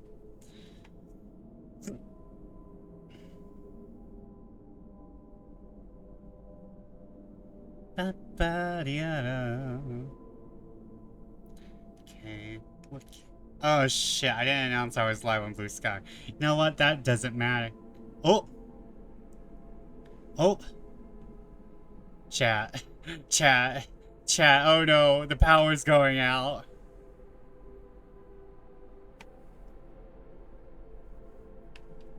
Oh. Yeah, the power... Is it? You were still here. It flickered. It flickered. We've displeased Anne. We have displeased the author.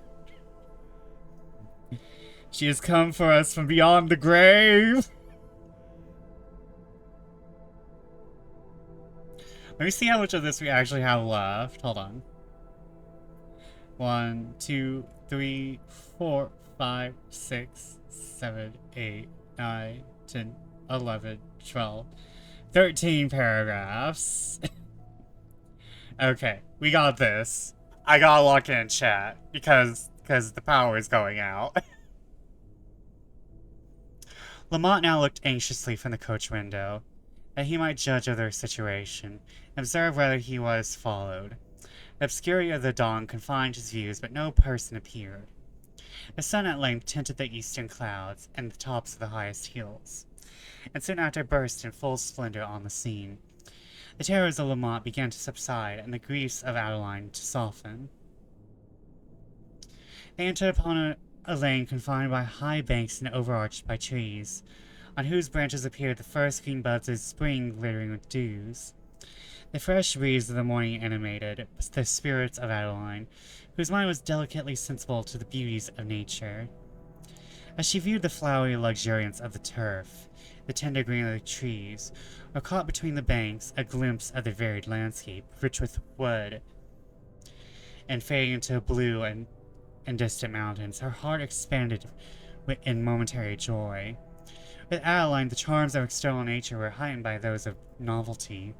She had seldom seen the grandeur of an extensive prospect, the magnificence of a wide horizon. Not often the picturesque beauties of more confined scenery. Her mind had not lost by long oppression that elastic energy which resists calamity, else however susceptible might have been her original taste. The beauties of nature would no longer have charmed her thus easily, even to temporary repose. The road at length wound down the side of the hill, and Lamont, again looking anxiously from the window, saw before him an open champaign country, through which the road, wholly unsheltered from observation, extended almost in a direct line. The danger of these circumstances alarmed him, for his flight might, without difficulty, be traced for many leagues from the hills he was now descending. Of the first peasant that he passed, he inquired for a road among the hills, but heard of none. Lamont, now sunk into his former terrors, Madame, notwithstanding her own apprehensions, endeavoured to reassure him. But finding her efforts ineffectual, she also retired to the contemplation of her misfortunes. Often as they went on, did Lamont look upon the country they had passed. Often did imagination suggest to him the sounds of distant pursuit.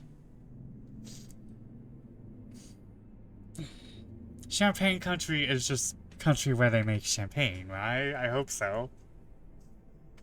Champagne jam. The travelers stopped to breakfast in a village, where the road was at length obscured by woods. Lamont's spirits again revived. Adeline appeared more tranquil than she had yet been. Lamont now asked for an explanation of the scene he had witnessed on the preceding night. The inquiry renewed all her distress. With tears she entreated for the present to be spared on the subject. Lamont pressed it no farther. We observed for the greater part of the day she seemed to remember it in melancholy and dejection. They now travelled among the hills, and were therefore in less danger of observation. But Lamont avoided the great towns, and stopped in obscure ones no longer than to refresh the horses. About 2 hours after noon the road round into a deep valley, watered by a rivulet and overhung with wood. Lamont called to Peter and ordered him to drive to a thickly embowered spot that appeared on the left. Here he alighted with his family, and Peter having spared provisions on the turf. They seated themselves and partook of a repast, which in other circumstances would have been thought delicious. Adeline endeavoured to smile, but the languor of grief was now heightened by indisposition.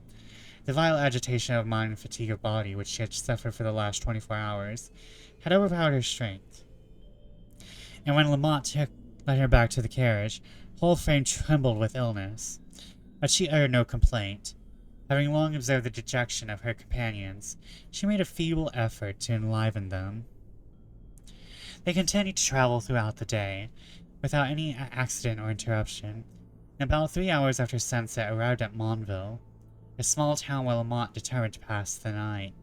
Repose was indeed necessary to the whole party, whose pale and haggard looks, as they alighted from the carriage, were but too obvious to pass unobserved by the people of the inn. As soon as beds could be prepared, Adeline withdrew to her chamber, accompanied by Madame Lamont, whose concern for the fair stranger made her exert every effort to soothe and console her. Adeline wept in silence, taking the hand of Madame, pressed it to her bosom. These were not merely tears of grief, they were mingled with those which flow from the grateful heart, when unexpectedly it meets with sympathy. Madame Lamont understood them. After some momentary silence, she renewed her assurances of kindness, entreated Adeline to confide in her friendship. But she carefully avoided any mention of the subject which had before so much affected her. Adeline at length found words to express her sense of this goodness, which she did in a manner so natural and sincere that Madame, finding herself much affected, took leave of her for the night. In the morning, Lamont rose at an early hour, impatient to be gone. Everything was prepared for his departure. Breakfast had been waiting some time, but Adeline did not appear. Madame Lamont went to her chamber and found her sunk into a disturbed slumber. Her breathing was short and irregular. She frequently started or sighed, and sometimes she muttered an incoherent sentence. While Madame gazed with concern upon her languid countenance, she awoke, and looking up, gave her hand to Madame Lamont, who found it burning with fever. She had passed a restless night, and as she now attempted to rise, her head, which beat with intense pain, grew giddy. Her strength failed, and she sunk back. Madame was much alarmed, being at once convinced that it was impossible that she could travel, that delay might prove fatal to her husband. She went to inform him of the truth, and his distress may be more easily imagined than described. He saw all inconvenience and danger of delay, and he could not so far divest himself of humanity as to abandon Adeline to the care, rather than neglect, of strangers. He sent immediately for a physician, pronounced her to be in a high fever, and said a removal in her present state must be fatal. Lamont, now determined to await the event, endeavored to calm the transports of terror which at times assailed him. In the meanwhile, he took such precautions as his situation admitted of, passing the greater part of the day out of the village, the spot from whence he had view of the road for some distance. Yet to be exposed to destruction by the illness of a girl whom he did not know, who had actually been forced upon him, was a misfortune to which Lamont had not philosophy enough to submit with composure. Adeline's fever continued to increase during the whole day, and at night, when the physician took his leave, he told Lamont that the event would very soon be decided. Lamont received this intelligence with real concern. The beauty and innocence of Adeline had overcome the disadvantageous circumstances on which she had been introduced to him, and he now gave less consideration to the inconvenience she might hereafter occasion him, than to the hope of her recovery. Madame Lamont watched over her with tender anxiety, and observed with admiration her patient sweetness and mild resignation. Adeline amply repaid her, though she thought she could not. Young as I am, she would say, deserted by those upon whom I have a claim for protection, I can remember no connection to make me regret life so much, as I hope to form with you. If I live, my conduct will best express my sense of your goodness. Words are but feeble testimonies. The sweetness of her manners so much attracted Madame Lamont. She might watch the crisis of her disorder with a solicitude which precluded every other interest. Adeline passed a very disturbed night. When the physician appeared in the morning, he gave orders that she should be indulged with whatever she liked, and answered the inquiries of Lamont with a frankness that left him nothing to hope. In the meantime, his patient, after drinking profusely of some mild liquids, fell asleep, which she continued for several hours, and so profound was her repose, that her breath alone gave sign of existence. She woke free from her fever, with no other disorder than weakness, which in a few days she overcame so well as to be able to be set out with Madame Helen. She woke free from fever, with no other disorder than weakness, which in a few days she overcame so well to be able to set out with Lamont for Bee Village. Bee Village. It is literally a bee with a line beside it. And you'll set out with Lamont for B, a village out of the Great Road, which he thought it prudent to quit. There they passed the following night, and early the next morning they commenced their journey upon a wild and woody tract of country. They stopped about noon at a solitary village, where they took refreshments and obtained direction for passing the vast forest of Fontaineville, upon the borders of which they now were. Lamont wished at first to take a guide, but he apprehended more evil from the discovery he might make of his route then he hoped for and benefit from assistance in the wilds of this uncultivated tract. Lamont now designed to pass on to Lyons. They could either seek concealment in its neighborhood or embark on the Rhone for Geneva, should the emergency of his circumstances hereafter require him to leave France. It was about 12 o'clock at noon, and he was desirous to hasten forward, that he might pass the forest of Fontainebleau, and reach town on its opposite borders before nightfall. Having deposited a fresh stock of provisions in the carriage, received such directions as were necessary concerning the roads, they again set forward. In a short time entered upon the forest. It was now the latter end of April. The weather was remarkably temperate and fine. The balmy freshness of air, which breathed the first pure essence of vegetation, the gentle warmth of sun, whose beams revivified every hue of nature, opened every floweret of spring, revived Adeline, inspired her with life and health. As she inhaled the breeze, her strength seemed to return. Her eyes wandered through the romantic glades that opened into the forest. Her heart was gladdened with complacent delight. But when these objects she turned her regard upon Monsieur and Madame Lamont, to whose tender attention she owed her life, and in whose looks she now read esteem and kindness, her bosom glowed with sweet affections. She experienced a force of gratitude which might be called sublime. Ah, yes, the bosom glowing with affections. As we all know, affection is kept within the bosom. And affection apparently glows. So remember, to get the glowing boobs, you must have affection. I'm sorry, I'm just making fun of old words. For the remainder of the day, they continued to travel without seeing a hut or meeting a human being.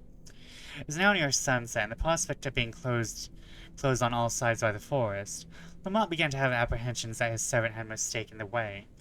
The road, if a road it could be called, which afforded only a slight track upon the grass, was sometimes overrun by luxuriant vegetation, sometimes obscured by deep shades, and Peter at length stopped uncertain of the way.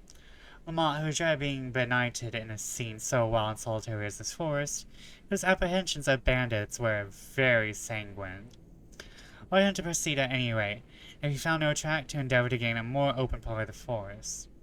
These orders Peter again set forwards, but having proceeded some way, and his views still being confined by woody glades and forest walks, he began to despair of extricating himself, and stopped for further orders.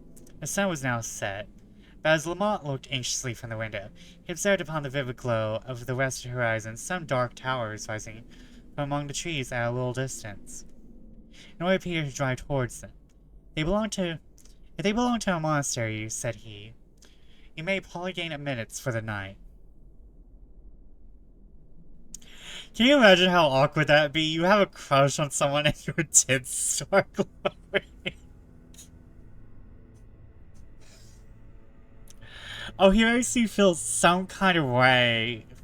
Boobs glow. Ah, yes, I also experienced some kind of way back in my youth.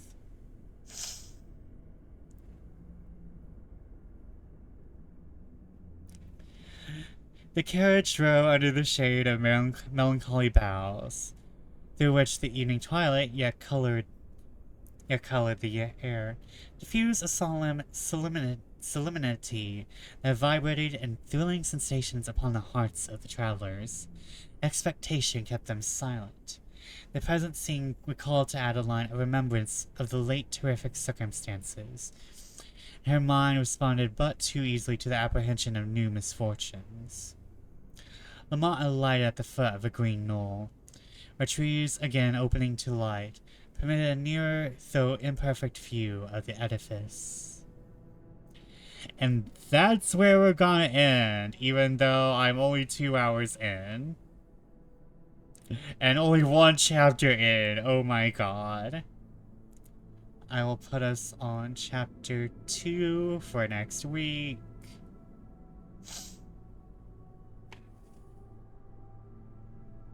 we'll try to read more next session. Where am I at? Where is... Okay, that's me. That's me. And that's chapter 2. Okay, I'm liking this, though. I went into this with, like, 0 expectations. Let me, turn off this. Let me... Having a crush on someone and your boobs start glowing sounds the start of, like, the premise for, like, some YA, not like YA, like, middle school or, um, elementary school. Well, not elementary school, like, something between elementary school and middle school about, like, puberty affections. Like, definitely, like, one of those, like, like Minority Diary, but like older, or like Junie B. Jones, but older, I guess. Is Junie B. Jones even still existing?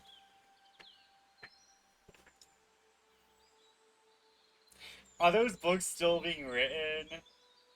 Junie B. Jones is like a millennial mother now.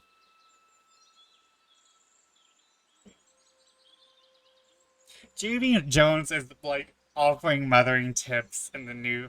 Junie B. Jones has like a mothering blog at this point.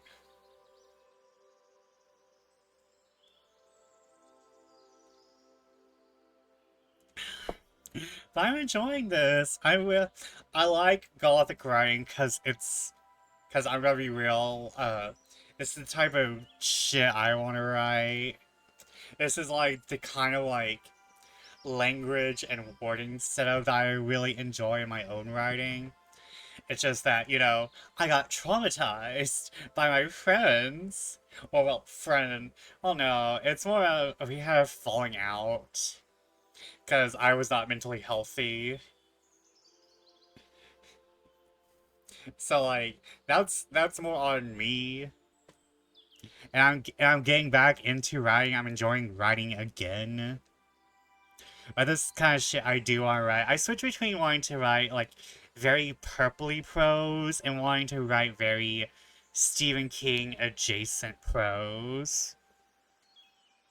I think people notice that in me is that I'm very Stephen King adjacent. But I had fun. We are reading this next week. We're not dropping this. Even like so far, there's no racism. There's some word choices that are old. There's some word choices that are old and odd, but you know what? We can work around those. They kept calling bandits banditti, banditai, banditi. And I'm like, I'm just gonna say bandits. I, I'm too far in the future for this bullshit, Anne Radcliffe. I'm sorry. Banditi. This was actually how it was written out. Hold on. Banditti.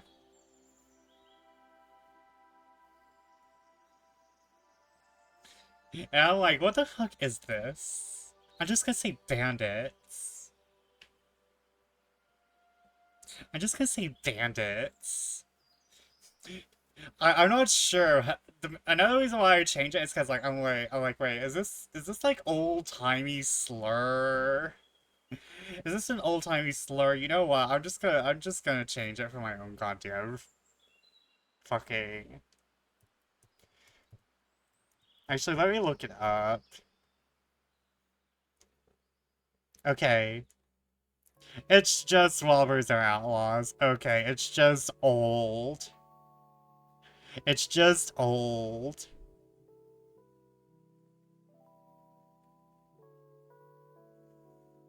This shit is old. Okay, but who... Okay. I know who I am rating.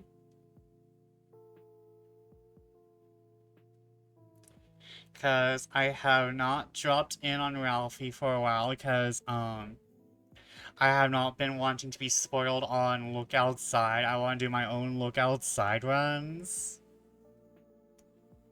But let's rate our favorite platypus. Also, I think Ralphie would be happy to know that we were talking about Yowie.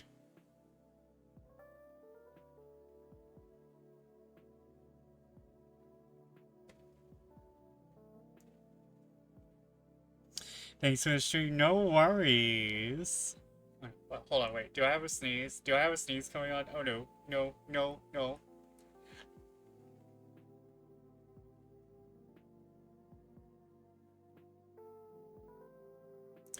It's gonna leave me on the edge. I don't need... My nose does not get to climax. Why? I was looking because I got distracted by whistling on Blue Sky. Thank you for the stream. No worries. I'm glad that everyone had a good time. Even though most of the time was spent yapping and not reading. How, fortunately, we might change that next stream. Hopefully next stream we change that. Let me send y'all over to Ralphie. Why does paste not work? Why do I have to control V?